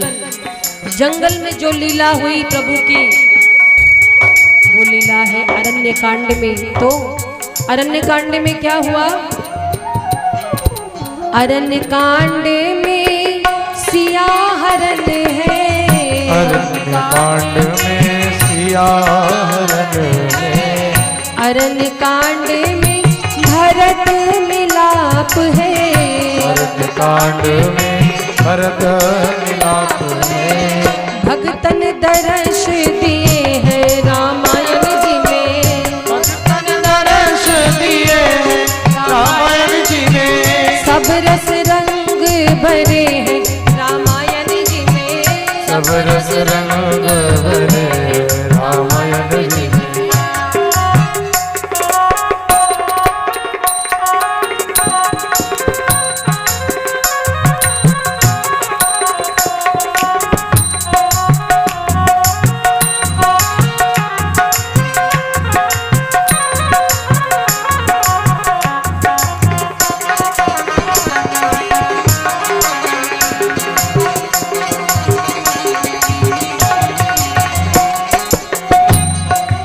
और महाराज अरण्य कांड के बाद वर्णन करते हैं किष्किंधा कांड का।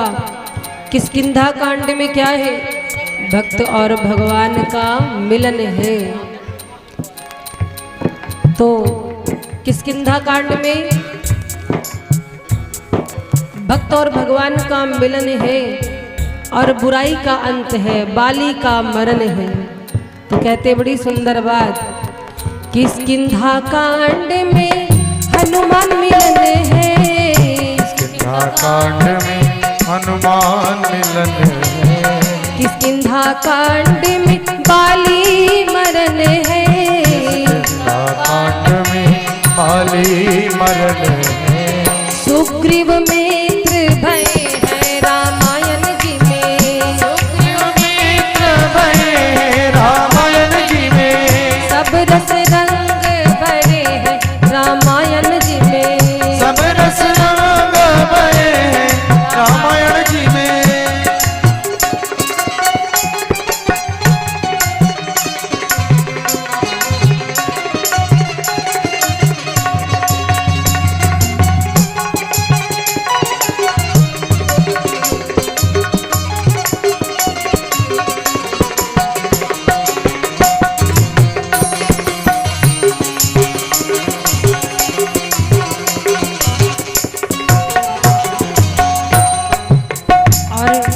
किष्किंधा कांड के बाद सुंदर कांड, ये क्रमबद्ध वर्णन है।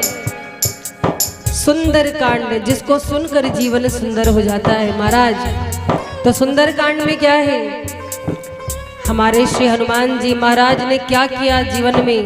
जीवन में तो बहुत कुछ किया, पर राम जी के लिए, राम काज के लिए उन्होंने क्या किया, इसका वर्णन है। बड़ी सुंदर बात है।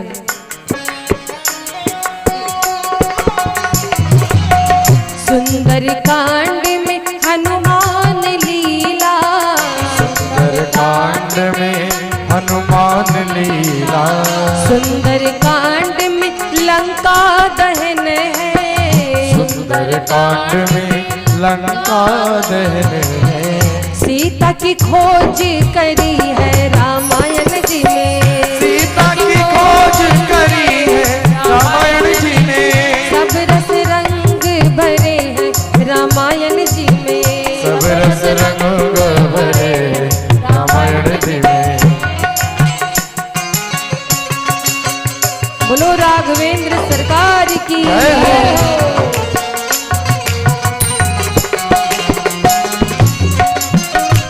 बड़े भाव से तालियों की सेवा करते हुए गाएं जय हो। बोले सिया रामचंद्र की।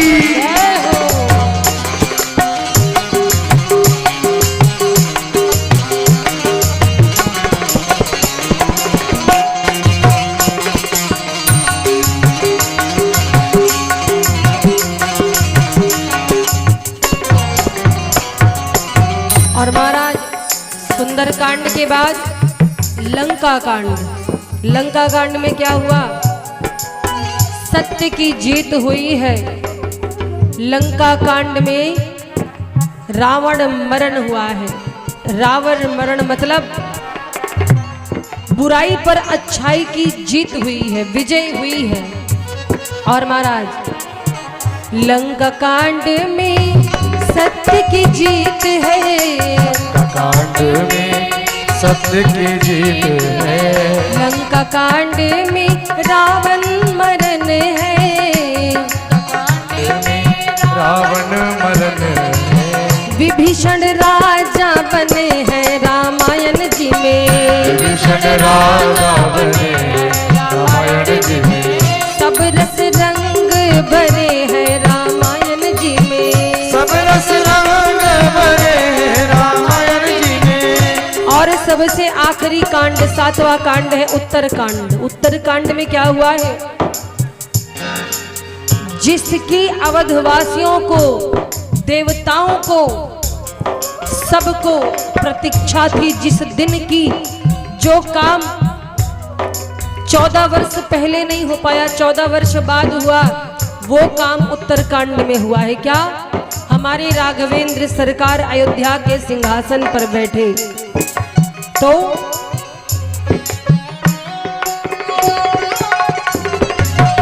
उत्तरकांड में राम राजा बने हैं। उत्तरकांड में राम राजा बने हैं। उत्तरकांड में राम राजा बने हैं। उत्तरकांड में राम राजा बने हैं। लव कुश जन्म भयो है रामायण जी में। लव कुश जन्म भयो रामायण जी में।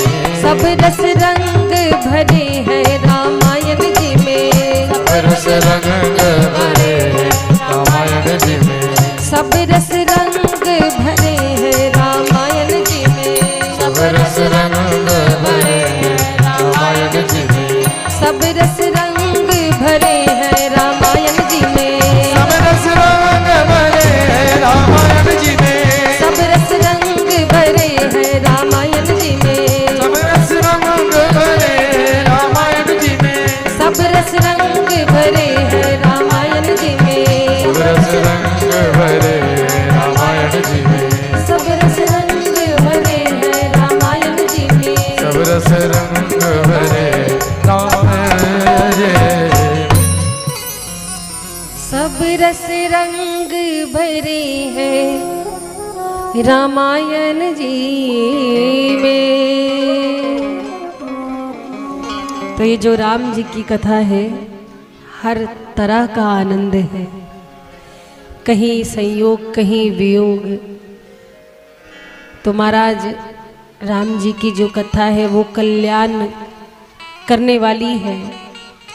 और देखिए, अभी चर्चा हम कर रहे थे श्री रामचरितमानस का जो पहला कांड है बाल कांड, ये संस्कार का कांड है। बाल कांड की कथा संस्कार की कथा है, जीवन में संस्कार कैसे होने चाहिए इसकी कथा है। द्वितीय कांड है अयोध्या कांड, ये त्याग की कथा है। आगे आप श्रवण करेंगे। अरण्य कांड जो है महाराज वो निर्विकार की कथा है। अरण्य कांड निर्विकार की कथा है। किष्किंधा कांड जो है वो सहकार सहयोग का कांड है। सुंदर कांड जो है वो बाढ़े नेह अपार का कांड है। और लंका कांड जो है अहंकार विमोचन का कांड है। और सबसे अंत में उत्तरकांड, उत्तरकांड भगवत साक्षात्कार का कांड है। तो ये जो 7 कांड हैं ये हमें जीवन में कोई ना कोई संदेश देते हैं, कोई ना कोई ज्ञान देते हैं। एक बात और, रामचरितमानस की कथा आप सुन रहे हैं। वास्तव में रामचरितमानस का उद्देश्य क्या है? देखिए, भगवान राम जी की जो कथा है उसे रामायण कहते हैं ना। अच्छा, आज चलिए जानते हैं कि रामायण और रामचरितमानस में अंतर क्या है, दोनों में अंतर क्या है। देखिए, रामायण जो है वो भी राम जी का चरित्र है। और राम जी का चरित्र जो है उसका वर्णन संस्कृत भाषा में किया गया है। संस्कृत भाषा में महर्षि वाल्मीकि जी ने की। लेकिन संस्कृत जो क्लिष्ट भाषा है ये सबकी समझ में नहीं आती। जरूरी नहीं कि हर किसी ने संस्कृत का अध्ययन किया हो, सबको ज्ञान हो। तो इसीलिए भक्तों की सुविधाओं के लिए, भक्तों की सुविधाओं को देखते हुए गोस्वामी जी ने रामायण से ही रामचरितमानस का उदय किया। रामचरितमानस जो है वो अवधी भाषा में है। ऐसी भाषा है कि कोई व्यक्ति पढ़ा लिखा ना हो तो भी आसानी से समझ जाए।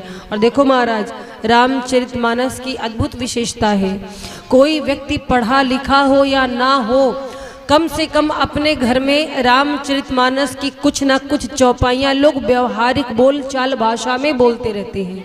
जैसे अभी कोई घर में व्यक्ति ऐसा हो जो मनमानी कर रहा हो, समझाने से ना समझ रहा हो, तो कई बार मैंने गांव घर में भी सुना है, जाने दो मत समझाओ, होई है सोई जो राम रचि राखा को करे तर्क बढ़ावई साका। लोग इसको सहजता से बोल देते हैं। तो रामचरितमानस एक ऐसा ग्रंथ है, आप किसी भी कथा को सुनिए, चाहे वो शिव महापुराण की कथा हो, चाहे श्रीमद् भागवत की कथा हो, किसी भी पुराण की कथा हो, जब तक रामचरितमानस की चौपाइयों से उसका उदाहरण न प्रस्तुत किया जाए तब तक वो पुष्ट नहीं होता है। आप कोई भी कथा उठाकर देख लो, रामचरितमानस की चर्चा तो अवश्य होती है। रामचरितमानस की चौपाइयाँ ही बात को सार्थक बनाती है, पुष्ट करती हैं, जिसे एक उदाहरण कहा जा सकता है। तो मानस में ऐसी बहुत सारी बातें हैं जो जीवन में उतारने लायक हैं, जीवन में उतारी जानी चाहिए। तो हम चर्चा कर रहे थे कि रामचरितमानस और रामायण में अंतर क्या है। देखिए, रामचरितमानस अवधी भाषा में है, रामायण जो है वो संस्कृत भाषा में है। तो रामचरितमानस की रचना कुछ लोग बोलते हैं कि गोस्वामी तुलसीदास जी ने की और रामायण की रचना महर्षि वाल्मीकि ने। क्या दोनों अलग है? दोनों अलग नहीं है, दोनों एक ही है। महर्षि वाल्मीकि ही गोस्वामी तुलसीदास बनकर के आए, दोनों अलग नहीं है। अच्छा, रामायण और रामचरितमानस में एक छोटा सा अंतर है। दोनों ही राम जी के चरित्र पर अंतर सुन लीजिए क्या है। रामायण, रामायण मतलब राम जी का मंदिर, राम धन अयन रामायण। तो देखो, राम जी का मंदिर, मंदिर का मतलब मंदिर में जाने के कुछ विशेष नियम होते हैं ना। बिना स्नान किए आप मंदिर में नहीं जा सकते। कोई भी मंदिर जाता है तो कुछ बातों का ध्यान रखना पड़ता है। अशुद्ध अवस्था में मंदिर में नहीं जाते, बिना स्नान किए शौच की अवस्था में मंदिर नहीं जाते, है ना। इसके बाद मंदिर खाली हाथ नहीं जाते, कुछ ना कुछ पुष्प इत्यादि लेकर जाते हैं। लेकिन रामचरितमानस ये मान सरोवर है। मंदिर में जाने के नियम है, पर सरोवर में स्नान करने के कोई नियम नहीं होते हैं। कोई नियम होते हैं बताओ? अगर किसी को तालाब में स्नान करना है तो उसका कोई नियम नहीं है। किसी भी जाति का हो वो स्नान कर सकता है, कैसा भी व्यक्ति हो, गोरा हो, काला हो, अमीर हो, गरीब हो, कैसा भी व्यक्ति हो, शुद्ध हो, अशुद्ध हो, पवित्र हो, अपवित्र हो, राम जी के मानस में गोते लगा सकता है। मान सरोवर जिसे कहते हैं। तो महाराज, रामायण और रामचरितमानस में यही एक छोटा सा अंतर है। और महाराज, भगवान जी की ये जो कथा है बड़ी गूढ़ कथा है। इसकी चौपाइयाँ जो है, एक एक चौपाई अमृत के समान है। उसे समझने का भाव होना चाहिए। कुछ चौपाइयाँ ऐसी हैं कि लिखा कुछ है पर उसका भावार्थ कुछ होता है, लेकिन लोग समझते अपनी बुद्धि से हैं। लेकिन इसे अपनी बुद्धि से नहीं समझना। ये तो वेदों की भाषा है महाराज, वेदों की भाषा है। तो इसे समझने के लिए भगवान के चरणों में प्रीति होनी चाहिए, विश्वास होना चाहिए। गोस्वामी जी ने संत की वंदना की, हम चर्चा कर रहे थे, संतों के साथ साथ असंतों की भी वंदना की है। कितनी सुंदर बात है महाराज। ऐसा कोई कवि इस दुनिया में हुआ है? संतों की वंदना तो लोगों ने की, पर असंत की वंदना कोई करता है? किसी बुरे आदमी को कोई प्रणाम करता है? लेकिन नहीं, हमारे गोस्वामी जी ने किया है। गोस्वामी जी कहते हैं कि जीवन में संत का महत्व है तो असंत जो है उनका भी बहुत बड़ा महत्व है। अगर रात ना आए तो सुबह का महत्व नहीं होता। अगर रात्रि देवी ना आई तो फिर सुबह की वैल्यू नहीं होती। रात होती उसके बाद सवेरा होता है। ऐसे ही जो असंत हैं, जो बुरे लोग हैं, अगर जीवन में मिल जाते तो कभी घबराना नहीं। कभी कभी होता है ना, कहते हैं कि अरे हमारे साथ ऐसा हुआ, इस व्यक्ति ने ऐसा कर दिया, ये आदमी सही नहीं है। ऐसे लोग मिल जाए तो बुरा मत मानना। ये वही लोग हैं जो हमें ठोकर लगने पर छलांग लगाना सिखाते हैं। तो इसलिए ध्यान रखना, जीवन में किसी को बुरा भला मत कहो। गोस्वामी जी कहते हैं इसी संसार में संत भी जन्म लेते हैं, असंत भी लेते हैं, दोनों में एक अंतर होता है। संत जब मिलते हैं तो बड़ी खुशी होती है, असंत जब मिलते हैं तो जीवन में दुख आता है। संत मिलते हैं तो जीवन का दुख भाग जाता है। लेकिन एक बड़ी विचित्र विडंबना है। कौन सी विडंबना है महाराज? देखो, संत जब मिलते हैं तो खुशी होती है, और जब बिछड़ते हैं तो प्राण चले जाते हैं, ऐसा कहा जाता है। और जब असंत मिलते हैं तब खुशी नहीं होती है, तब प्राण निकल जाते हैं। तो महाराज संत असंत दोनों की वंदना की है। गोस्वामी जी कहते हैं बंदाऊं संत असजन चरना, संत असजन चरना, दुख प्रद उभय बीच का छुबरना, बीच का छुबरना, बिछुरात एक प्राण हार ले, बिछुरात एक प्राण हर ले, मिलत एक दुख दारुण दे, मिलत एक दुख दारुण दे, उपजहि एक संग जग माही, उपजैक संग जग माही, जलज जोग जिम गुण बेल गाये, जोग जलज जोग जिम गुण बेल गाये।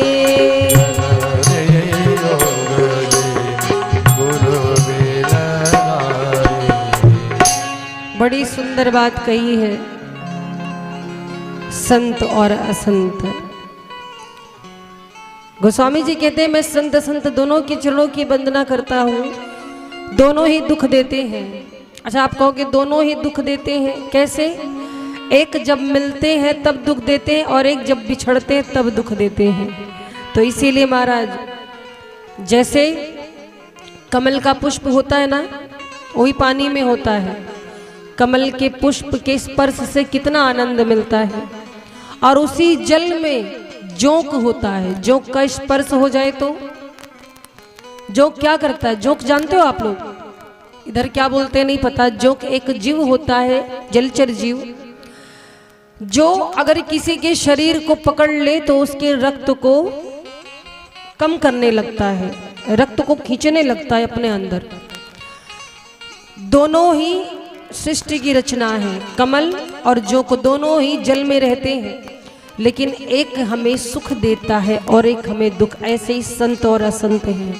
अगर आपके पास कोई ऐसे हैं जो आपकी बुराई करते हैं, निंदा करते हैं, तो उनको दूर मत करो, बिल्कुल अपने पास रखो। आपकी बुराई इतनी बता देंगे ऐसे लोग, इतनी बता देंगे कि बुराई बता बता करके बुराइयां खत्म कर देंगे। आपके सारे दोष खत्म हो जाएंगे, आपके अंदर गुड़ ही गुड़ बचेगा। तो भाव कैसा हो? गोस्वामी जी जैसा।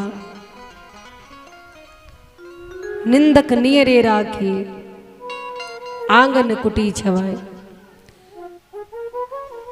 समाज में कोई भी ऐसा व्यक्ति हो जो आपका बुरा चाहता हो, कोई भी ऐसा व्यक्ति हो जो आपकी बुराई करता हो, कोई भी ऐसा व्यक्ति हो जो हर जगह आपकी चुगली करता हो, उसको देख के गुस्सा मत हो। जब वो मिले ऐसे लोगों से और प्रेम से मिलना चाहिए, बिल्कुल प्रेम से मिलो। ऐसे लोग कभी पूछे कैसे हो, एकदम मस्त है, भले ही दुखी हो लेकिन एकदम मस्त, बताओ क्यों? कि वो तो चाहते हैं कि आप उनको रोते हुए मिलो। आप रोते हुए मिलोगे तो उसको बड़ा आनंद आएगा, ये देखो बड़ा बढ़िया है, ऐसे रोते रहे। और आप जब हंसते हुए मिलोगे तब उसको चोट लगी, हंस कैसे रहेंगे? तो इसीलिए कहा जाता है आनंद में रहो। अपने पास कोई कष्ट भी है तो किसी से मत कहो, क्यों? हर किसी के द्वारा हमारे कष्ट समाप्त नहीं होंगे। जीवन में कष्ट हो अपने गुरु से कहो, भगवान से कहो, वही दूर करेंगे, तीसरा कोई दूर नहीं करता, मजे अलग से लेते हैं लोग, है कि नहीं? आपने अपनी पीड़ा अगर किसी को बताई तो कुछ लोग तो है सुन लिए, चलो 2-4 मिनट आपके सामने दुख व्यक्त कर दिया, बड़ा बुरा हुआ, ऐसा नहीं होना चाहिए था। आप चिंता न करिए, हम आपके साथ में हैं। और जैसे आप जाएंगे तीसरे के पास जाएगा, सुना ऐसे हो गया, अरे बड़ा उड़ रहे थे, भले हुआ। आज के इंसान की ये प्रवृत्ति है। तो ऐसे लोगों से झगड़ा भी नहीं करना, ऐसे लोगों से शिकायत भी नहीं करनी, कुछ नहीं कहना। जब ऐसे लोग मिले जो आपको नापसंद करते हो, आपको आपकी बुराई करने वाले हो, तो उनसे और प्रेम से मिलो। अगर पूछे कैसे हो, एकदम आनंद में, एकदम मस्त है, राम जी की कृपा है, कोई कमी नहीं है, बिल्कुल आनंद में। आप ऐसे बोलोगे तो उन्हें और कष्ट होगा। प्रेम से बोलो राघवेंद्र सरकार की। यही जीवन जीने का तरीका है महाराज, यही जीवन जीने के सूत्र होते हैं। जीवन को कैसे जीना है, देखिए राम जी का चरित्र ऐसा है। संसार में बहुत सारे कवि हुए और उन्होंने बहुत सारी रचनाएं भी की, लेकिन आप विचार करो, कभी भी इतिहास उठाकर देख लो, हमारे राम जी के ऊपर जितने ग्रंथ लिखे गए, जितनी कविताएं, जितनी रचनाएं लिखी गई, उतना और किसी के ऊपर नहीं लिखा गया। आप उठाकर देख लो। किसी ने कहा ये कवियों का दोष है? क्या ये कवियों की गलती है कि हर कोई अपने काव्य का नायक राम जी को बनाता है? तो क्या ये कवियों का दोष है, उनको खाली राम जी मिले दुनिया में? नहीं नहीं, ये कवियों का दोष नहीं है। कवि नाम को दोषा, कोई गलती नहीं है। तो ये दोष किसका है? क्या राम जी का है? तो अगर राम जी की बात आए तो फिर इसे विशेषता कही जाएगी, ये दोष नहीं कहलाएगा, ये राम जी का गुण है। आप सोचिए, रामायण का नाम सुनते हैं आप, रामचरितमानस का नाम, केवल 100 करोड़ रामायण तो ब्रह्मा जी ने लिख डाली है। सोचिए, राम जी का चरित्र ऐसा अपार है कि 100 करोड़ रामायण अकेले ब्रह्मा जी ने लिखा है। कितना? 100 करोड़।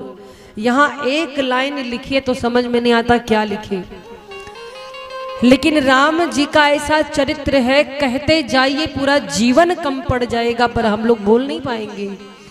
हरि अनंत, हरि कथा अनंता। जो अनंत हैं उनकी कथा भी अनंत है, उनके गुण भी अनंत हैं। तो हम वर्णन कर सके ऐसी बुद्धि हमारी नहीं है। गुरुजनों से जो सुना है वो आप तक पहुंचाने का प्रयास रहता है। तो कहा गया है कि चरितम रघुनाथ शतकोटि प्रविस्तरम, और गोस्वामी जी भी लिखते हैं रामायण शतकोटि अपारा। 100 करोड़ रामायण तो अकेले ब्रह्मा जी ने लिखी, और धरती के कवियों ने कितना लिखा पूछो ही नहीं। और एक रामायण ऐसा ग्रंथ है हर भाषा में लिखा हुआ है, तेलुगु में, तमिल में। साउथ के लोग हैं अपनी अपनी भाषाओं में उसका अनुवाद करके पढ़ते हैं। सोचिए राम जी का कैसा चरित्र है। तो आखिर क्या कारण है भगवान राम जी के ऊपर इतनी चर्चा होती है, राम जी के ऊपर इतनी रचना है, ये क्या है? तो ये राम जी की विशेषता है, क्योंकि भगवान की लीलाएं अनंत हैं, उनके रूप अनंत हैं। तो भगवान के कार्य रूप का अनुभव कैसे हम लोग करें, क्या किया जाए? भगवान ने जो कार्य किए उसका अनुभव हमें कैसे हो, हम कैसे जाने कि राम जी ने क्या किया था, क्या लीला की थी, ऐसा कैसे हुआ होगा? तो इसके लिए क्या है महाराज, अगर राम जी लीलाएं नहीं करेंगे तो हम अनुभव कैसे करेंगे? तो हम अनुभव कर सके, इसीलिए भगवान श्री राम धरती पर लीलाएं करते हैं। उनकी लीलाओं का ये अद्भुत कारण है और लीला के माध्यम से भगवान के गुणों का अनुभव भी किया जाता है। अच्छा, भगवान के गुण का अनुभव करने से क्या होता है? जब भगवान के बहुत सारे गुण हैं, बहुत सी उनमें विशेषताएं हैं, उसका अनुभव हम क्यों करें? देखो, माया के गुणों से मुक्त होने का, ध्यान से सुनिएगा, माया के गुणों से मुक्त होने का यही उपाय है कि हम मायापति के गुणों का चिंतन करें। अगर भगवान की माया से बचना है तो उनके गुणों का चिंतन करना होगा।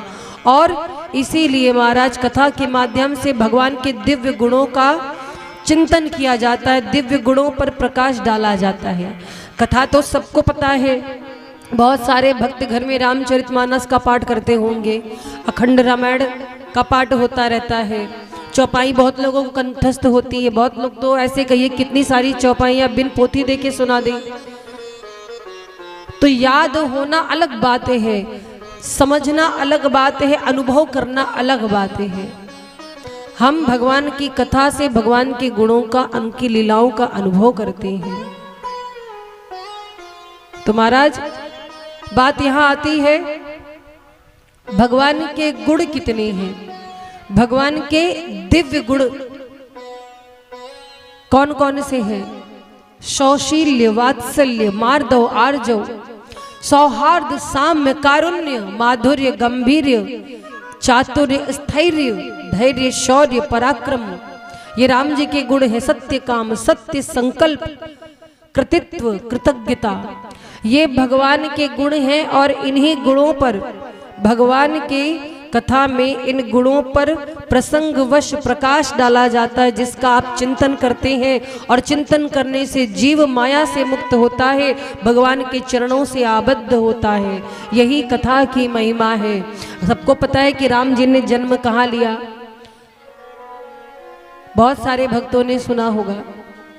लेकिन जब हम राम जी की कथा को सुनते हैं तो उनके गुणों पर प्रकाश डाला जाता है और हमें सीखने को मिलता है कि राम जी ने अपने जीवन में ऐसे ऐसे किए, हमें भी इसका अनुसरण करना चाहिए। यदि रामचरितमानस पढ़ते हो तुम तो तुम्हें राम बनना होगा और तुम चलो राम जी के पद चिन्हों पर। अब इतिहास बदलना होगा, अब इतिहास बदलना होगा। तो राम जी की कथा की यही विशेषता है, भगवान का चिंतन करें, भगवान के गुणों को सुने, अनुभव करें, अपने जीवन में परिवर्तन लाएं। हमें जीना कैसे है, किससे क्या व्यवहार करना है, ये भगवान की कथा से हमारे अंदर ज्ञात होता है। हम इसका अनुसरण करके अपना जीवन धन्य बनाते हैं। और महाराज हमारे यहाँ जो वेद है, वेद क्या आज्ञा देते हैं पता है? शास्त्र की विधि है, 3 विधि बताई गई है शास्त्र की, वेदों की आज्ञा है। वेद की प्रथम आज्ञा है श्रोतव्यो, दूसरी है मनतव्यो, तीसरी निदिध्यासितव्य। श्रोतव्यो, मंतव्यो, निदिध्यासितव्य, इसका मतलब क्या हुआ? कहा जाता है कि शास्त्र की प्रथम विधि है जीवन में ज्यादा से ज्यादा सुनने का प्रयास करना। श्रुत्वा, हमें सबसे ज्यादा सुनना चाहिए। क्यों? क्योंकि हमारे जीवन का आरंभ भी सुनने से हुआ है। एक छोटा सा शिशु जब जन्म लेता है, आप विचार करो, अगर वो सुनेगा नहीं, कुछ अगल बगल अपने माता पिता या संबंधियों की आवाज को नहीं सुनेगा, तो क्या जीवन भर वो बोल पाएगा? सुनेगा नहीं तो बोलेगा कैसे, बताओ? इसीलिए सुनने की महिमा है। शास्त्र कहते हैं कि जीवन में हमें ज्यादा से ज्यादा सुनना चाहिए। बोले कथा कितनी बार सुननी चाहिए? अरे जो अनंत है, जिसके गुण अनंत है, जिसकी कथा अनंत है, फिर हमें उसे अनंत बार सुनना भी चाहिए जीवन में जब भी अवसर मिले। भले ही आपने कितनी भी कथा सुनी हो, पर कहीं भी अवसर आपको मिले भगवान की कथा को सुनने का, तो आप 3 घंटे 4 घंटे का जो समय है, सब काम छोड़कर चले आइए। 3 घंटे के लिए 9 दिन 7 दिन अपने नियमों को थोड़ा सा बदल दीजिए, क्योंकि वो अमूल्य समय जो है जीवन में आपका, ये समय आपका विशिष्ट समय है और यही वास्तविक समय है। एक बात जान लो, बातचीत करने में, घर के कार्यों में और खाने पीने में बहुत सारा समय गुजर जाता है।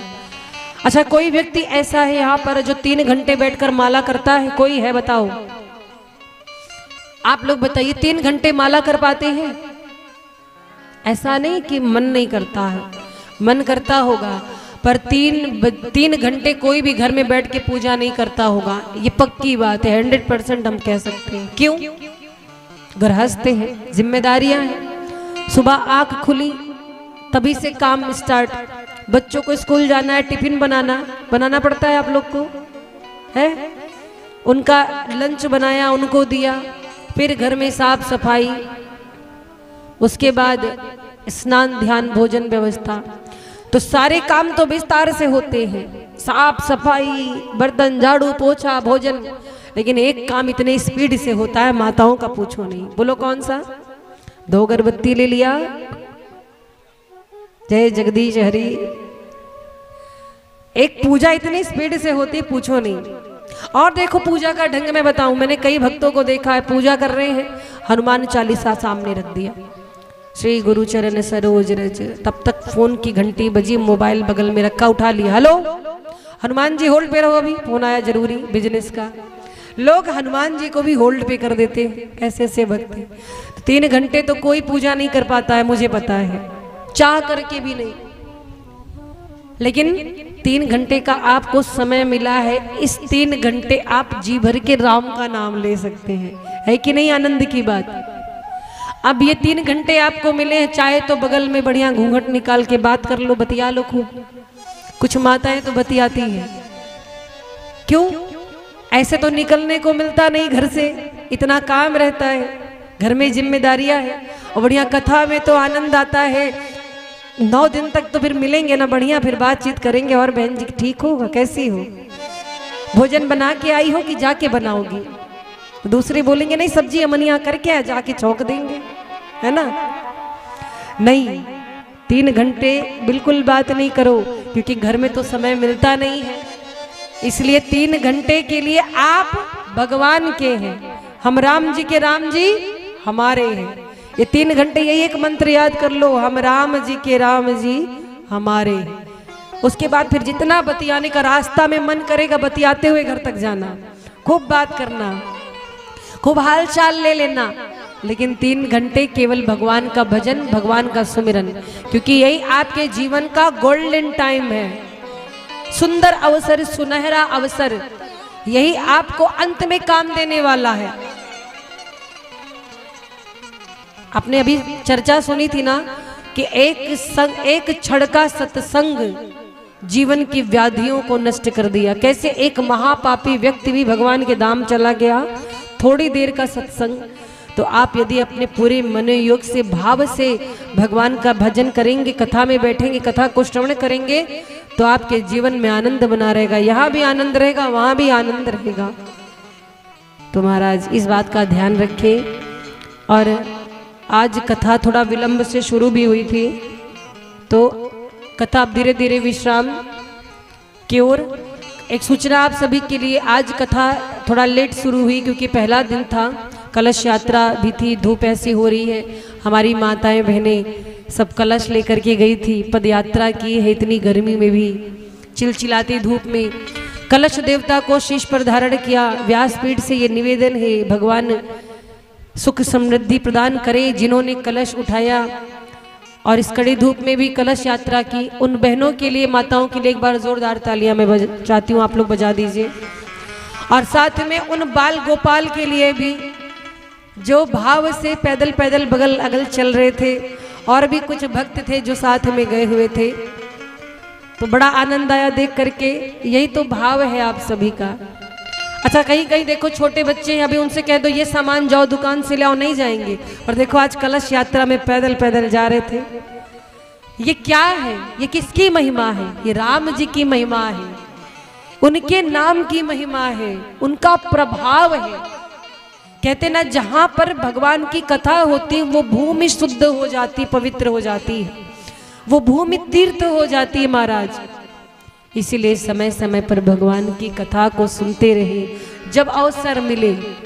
और 7 दिन 9 दिन जितने भी दिन कथा हुई, आपने जो भी सुना है उसे जीवन में उतारने का प्रयास करें।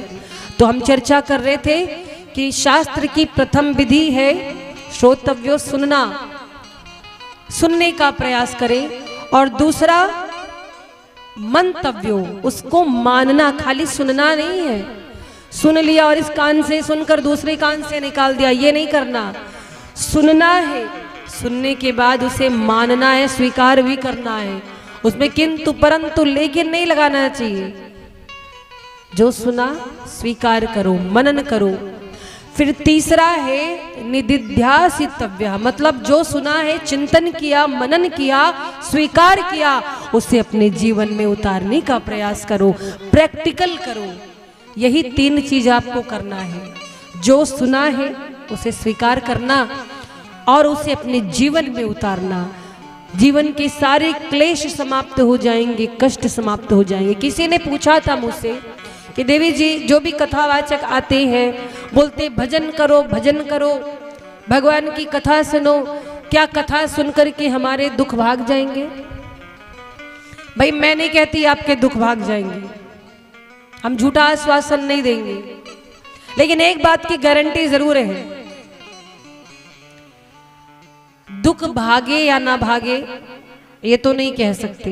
वैसे तो कथा सुनने से तो मन की व्यथा दूर होती ही है, लेकिन एक बात तो है, राम जी की कथा यदि आपने 9 दिन ध्यान से सुन ली और उसको जीवन में उतारना शुरू कर दिया, दुखों से लड़ने की ताकत आप में जरूर आ जाएगी। कैसे भी विषम परिस्थितियां हो, आप विचलित नहीं होंगे, इतनी तो मेरी गारंटी है। अगर आप मन से राघवेंद्र सरकार के चरणों में हैं तो कोई भी परेशानी, कोई भी मुसीबत आपको हरा नहीं सकती। समझने की बात है। एक छोटा सा उदाहरण मैं आपको दूं। एक बार की बात है, एक आदमी ने सोचा कि आज मैं अपनी परछाई को हरा के रहूंगा। तो सूर्य देव जिस दिशा में थे उसी दिशा में वो मुख करके चल पड़ा। अब उसकी परछाई आगे आगे चली, वो परेशान हो गया। वो बार बार सोचे कि मेरी परछाई मुझसे पीछे क्यों नहीं हो रही, परछाई पीछे ही नहीं होती। इतना चलते चलते दूर निकल गया, बहुत दूर निकल गया, हार गया, परछाई को हरा नहीं पाया। हमेशा परछाई आगे चली जा रही थी। तो हार करके आया गुरुदेव के पास, बोला गुरुदेव क्या आज मैं हार गया, क्या हुआ? बोले आज मैंने संकल्प लिया था कि मैं अपनी परछाई को हरा करके रहूंगा, लेकिन हरा नहीं पाया। बहुत दूर निकल गया तो भी नहीं। गुरुजी हंसने लगे, बोले दूर तो चले गए, लेकिन एक छोटा सा काम किए होते तो तुम्हें कहीं जाने की जरूरत नहीं थी, परछाई से भागने की जरूरत ही नहीं थी। तो क्या करना था? बोले तुम्हें कहीं जाने की जरूरत नहीं थी, तुम जिस दिशा में खड़े थे बस तुमको उस विपरीत दिशा में खड़े हो जाना था, बस दिशा बदलनी थी। अगर दिशा बदल लेते तो दशा अपने आप बदल जाती। यही हमें जीवन में करना है। हम दुखों से भागते हैं, हमें भागने की कोई जरूरत नहीं। क्या करना है? बस दिशा बदल देनी है। जिस दिन आपने दिशा बदल दी महाराज, सत्य है आपके जीवन की दशा बदल जाएगी, आपके मन की दशा बदल जाएगी। मन की शांति के लिए केवल राम नाम, धर्म अर्थ काम मोक्ष, ये चारों पुरुषार्थ है, पर राम जी का नाम पंचम पुरुषार्थ है। ये मोक्ष से भी परे है महाराज। तो आइए राघवेंद्र सरकार, जिनकी कृपा हम सभी पर बनी हुई है, आगे भी बनी रहे, उनके नाम का संकीर्तन करेंगे। तत्पश्चात विश्राम आरती की ओर अग्रसर होंगे। और कल की कथा में बता दूं, कल का प्रसंग क्या है। कल आप लोग शिव जी और माता सती के चरित्र को श्रवण करेंगे। साथ ही भूत भावन भगवान भोलेनाथ का विवाह भी होगा। कल भोले बाबा का विवाह होगा, बारात भी उनकी कैसे गई थी हिमाचल नगरी, आप प्रसंग श्रवण करेंगे। और कल की कथा में तो जरूर आना है, क्योंकि जो कल की कथा नहीं सुनेंगे फिर कहीं भोलेनाथ ने अपने गणों को छोड़ दिया और पहुंच गए तो फिर हमसे मत कहना, है ना। भोले बाबा के साथी कौन कौन है? सांप, भूत। अच्छा, कुछ लोगों ने हाथ उठाया, नहीं आप लोग भी हो, लेकिन उनके मुख्य साथी कौन है? तो ध्यान रखना, भोले बाबा का साथी बनना है कल के दिन, उनकी बारात में सम्मिलित होना है। माता पार्वती भगवान भोलेनाथ का विवाह होगा और बड़ा आनंद आएगा। कल का समय वही रहेगा जो समय निर्धारित किया गया है। आइए चलते हैं विश्राम संकीर्तन की ओर, तत्पश्चात विश्राम आरती।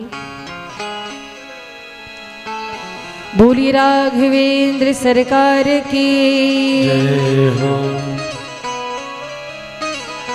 बोलो जय सीताराम बोलो, जय सीताराम बोलो, जय सीताराम बोलो, जय सीताराम बोलो, जय सीताराम बोलो, जय सीताराम बोलो।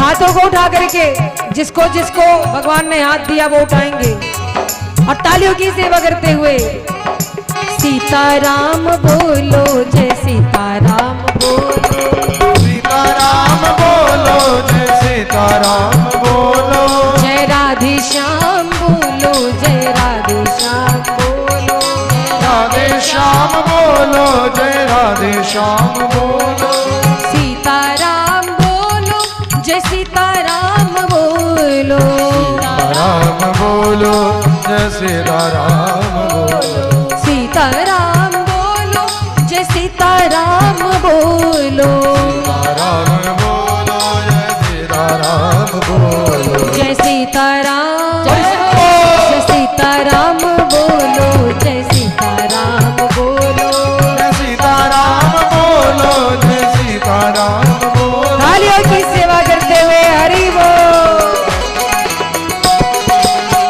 जय हो।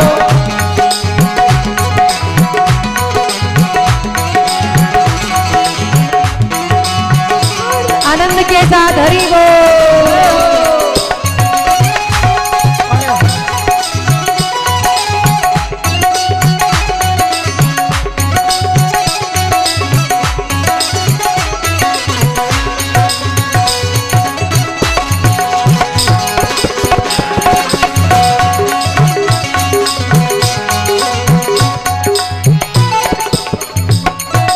ओम मंगलम ओंकार मंगलम,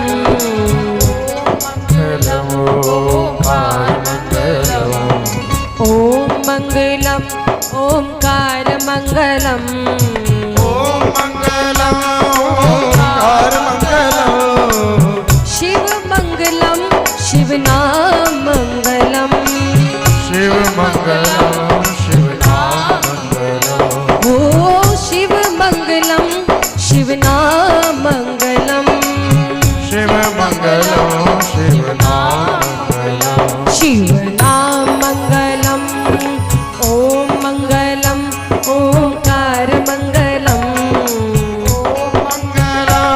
ओंकार मंगलम, ओम मंगलम ओंकार मंगलम, ओम मंगलम, सभी बोलो। ओंकार मंगलम, शिव सुंदरम शिव नाम सुंदरम, शिव सुंदरम, शिव नाम सुंदरम, शिव नाम सुंदरम, जय सीताराम बोलो, जय सीताराम बोलो, सीताराम बोलो, जय सीताराम बोलो, सीताराम बोलो, जय सीताराम बोलो, जय सीताराम बोलो, जय सीताराम बोलो, जय सीताराम बोलो, जय सीताराम बोलो, जय सीताराम बोलो, हरि बोल, जय सीताराम बोलो, जय सीताराम बोलो, सीताराम बोलो, जय सीताराम बोलो, सीताराम बोलो, जय सीताराम बोलो, सीताराम बोलो, जय सीताराम बोलो, सीताराम बोलो, जय सीताराम बोलो, सीताराम बोलो, जय सीताराम बोलो, जय सीताराम, जय सीताराम बोलो, जय सीताराम बोलो, सीताराम बोलो, जय सीताराम बोलो,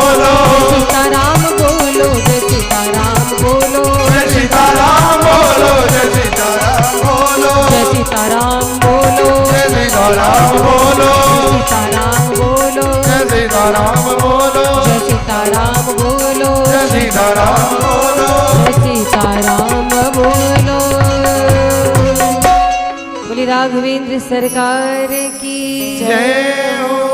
आप सभी को एक सूचना और दे रहे हैं व्यासपीठ के माध्यम से। ये जो कथा चल रही है हमारे चैनल पर YouTube लाइव चल रही है और Facebook पेज पर लाइव चल रही है। तो सर्वप्रथम जो भी भक्त लाइव के माध्यम से कथा श्रवण कर रहे हैं उन्हें बहुत बहुत प्रणाम, साधुवाद, सीताराम।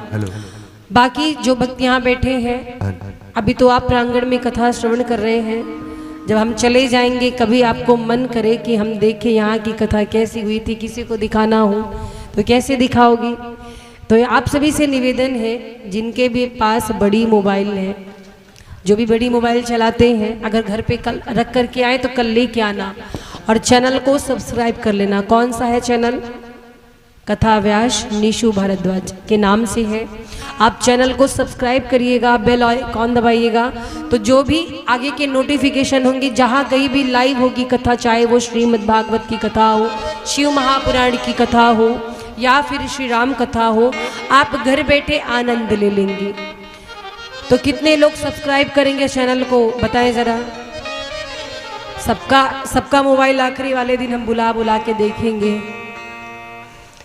ठीक है। तो आज जो नहीं ले आए, घर में किसी के पास हो, आप जा कर के सब्सक्राइब कीजिएगा, बेल आइकॉन दबाइएगा, फेसबुक पर फॉलो कीजिएगा और भगवान की सुंदर सुंदर भजन कथाओं को ऐसे श्रवण करते रहिएगा, जीवन को धन्य बनाते रहिएगा। विश्राम आरती की ओर अग्रसर हो इससे पूर्व कुछ उद्बोधन व्यवस्थापक जी के द्वारा। काली मैया की ऐसे नहीं, हाथ उठा के जोर से खाना खा के आए हैं, नहीं भी आए हैं तो भी, क्योंकि आप लोग ये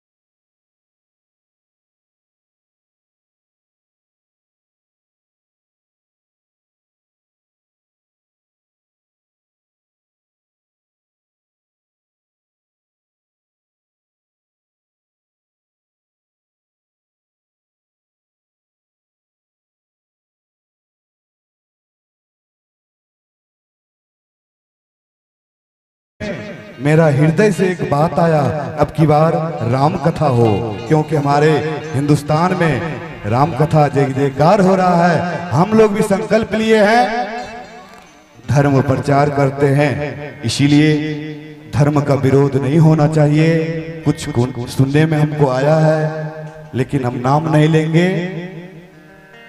आप लोग का प्यार चाहिए, जैसे पिछले बार आप लोग भागवत में आनंद लिए थे, 7 दिन में आनंद नहीं मिला, अब की बार 2 दिन एक्स्ट्रा हो गया है, 9 दिन है रामलला का। और सुनो, अभी आप एक भजन सुने होंगे, बहुत अच्छा भजन है, ब्यास जी के माध्यम से आप लोग सुने होंगे, इसीलिए ज्यादा नहीं बोलेंगे। इसमें आपका सहयोग चाहिए। समस्त क्षेत्रवासी और नगरवासियों को सूचित करते हुए आप कल भी आए कथा में, और कल कथा के माध्यम से बाबा भोलेनाथ, माँ पार्वती का पानी ग्रहण होगा। इस विवाह में जो आएगा उसका घर द्वार सुख संपत्ति से भर जाएगा। इसीलिए सबका परिवार देखिए, लेकिन शंकर जी का परिवार देखिएगा तो आप भी आश्चर्य में पड़ जाइएगा। इसीलिए हम चाहेंगे आरती की ओर चले और आप लोग अपने स्थान पे खड़े हो जाएं, आरती प्रसाद लेकर के अपने घर को जाएंगे।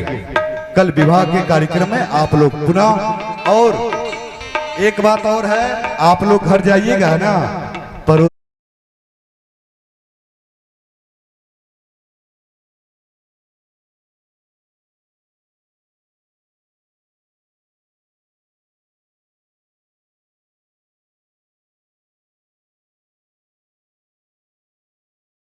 कथा में तन मन धन से सहयोग करके कथा को पूर्ण को ले चले। जय श्री राम। बोलिए यज्ञ नारायण भगवान की जय। आइए हम सब लोग मिलकर के आरती करें। ओम ज्वाला माल्ये नमः सर्वोपचारार्थे गंधक्षतपुष्पाणि समर्पयामि। ओमिदगं अभिरजनं मे अस्तु दशवीरगं सर्वगणगं स्वस्ताये आत्मसनि प्रजासनि पशुसनि लोकसन्नभयसनि अग्नेः प्रजां बहुलां मेघरोद्वन्नं पयोरेदो असमासु दत्त। आरती अवध बिहारी की लखन सिया जनक दुलारी की। आरती अवध बिहारी की लखन सिया जनक दुलारी की।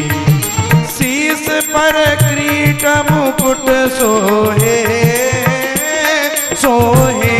शीस पर किरीट मुकुट सोहे सोहे। चंद्रिका की छवि मन मोहे मोहे। चंद्रिका की छवि मन मोहे मोहे।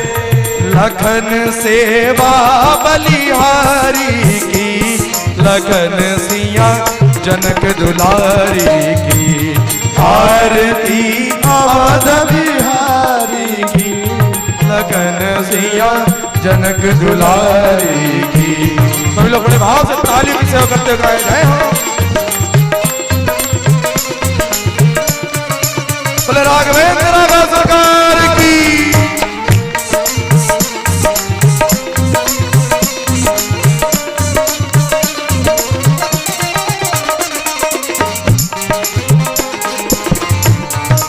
जय हो।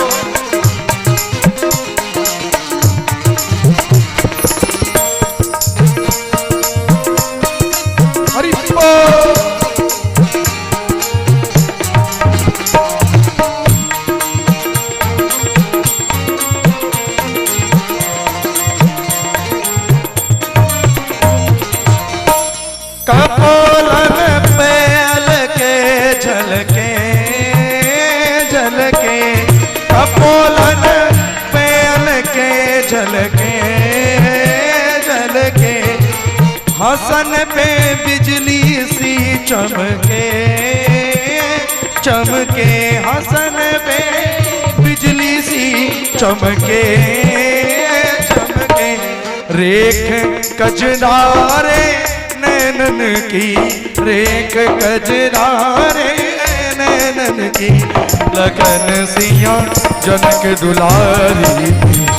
आरती अवध बिहारी की लखन सिया जनक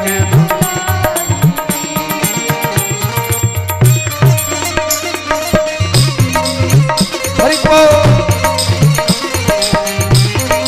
जय जय।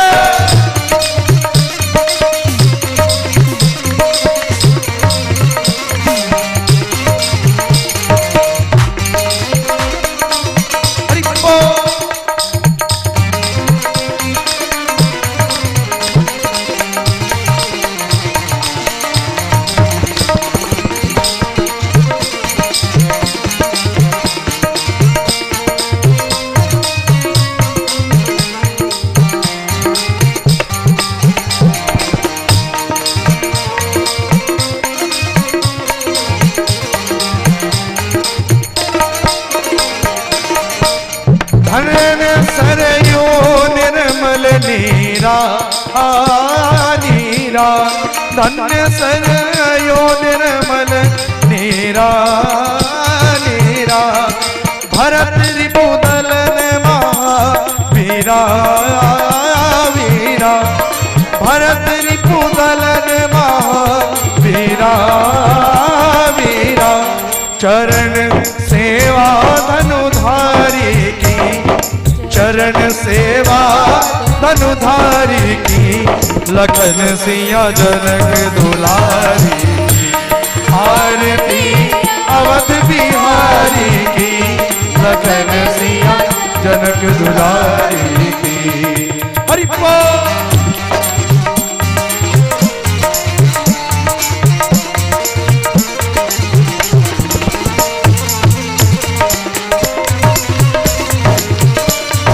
बड़े भाव से ताली की सेवा करते हुए जय हो।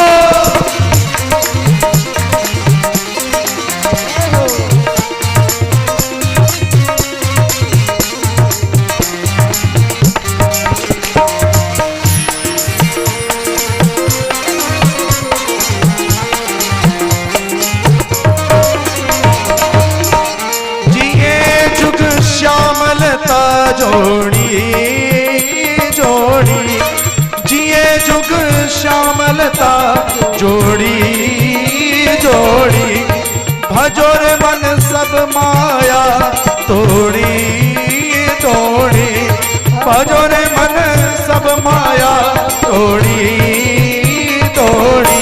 दर्श हित युगल बिहारी की, दर्श हित युगल बिहारी की, लगन सेवा बलिहारी।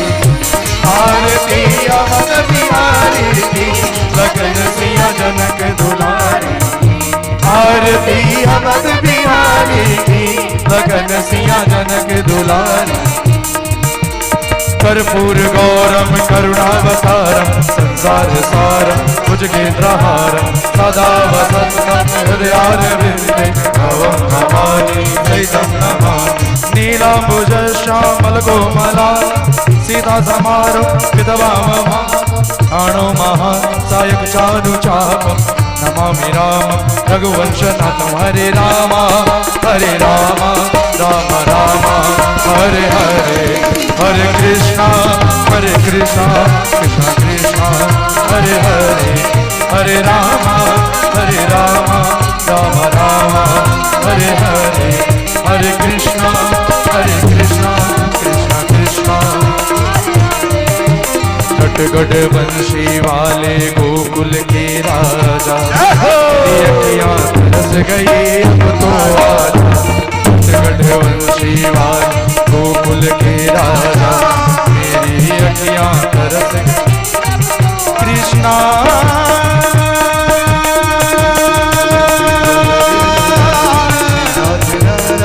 हरे कृष्णा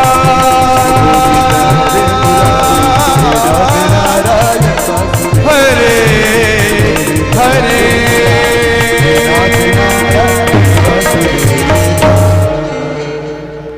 हरि ओम जलेन शीतलीकरणं पुष्पे देवादिवंदनं नात्मादिवंदनं। मंत्र पुष्पांजलि। सभी लोग हाथ जोड़ ले।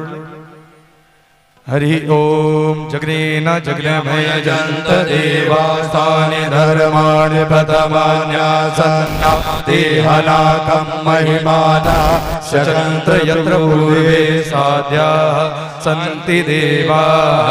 नाना सुगन्ध पुष्पाणि यथा कालोद्भवानि च पुष्पाञ्जलिर्मया दत्त्वा गृहाण परमेश्वर। प्रार्थना पूर्वं मंत्र पुष्पाञ्जलि समर्पयामि। सीतारामाभ्यां नमः करोमि। चढ़ा करके प्रणाम करें। बोले सीतारामचंद्र भगवान की जय हो। बोले ध्यानाथ भगवान की जय हो। बोले हनुमान जी महाराज की जय हो। बोले वृंदावन बिहारी लाल की जय हो। बोले व्यास जी महाराज की जय हो। बोले व्यास जी महाराज की जय हो। बोले नगरवस्ती की जय हो। बोले स्थान देवी देवताओं की जय हो। बोले सदगुरुदेव भगवान की जय हो। बोले आज की आनंद की जय हो। नमः पार्वती पतये हर हर महादेव। आप लोग आरती प्रसाद लेकर के घर जाएंगे और रास्ते में जपते जाएंगे श्री राम।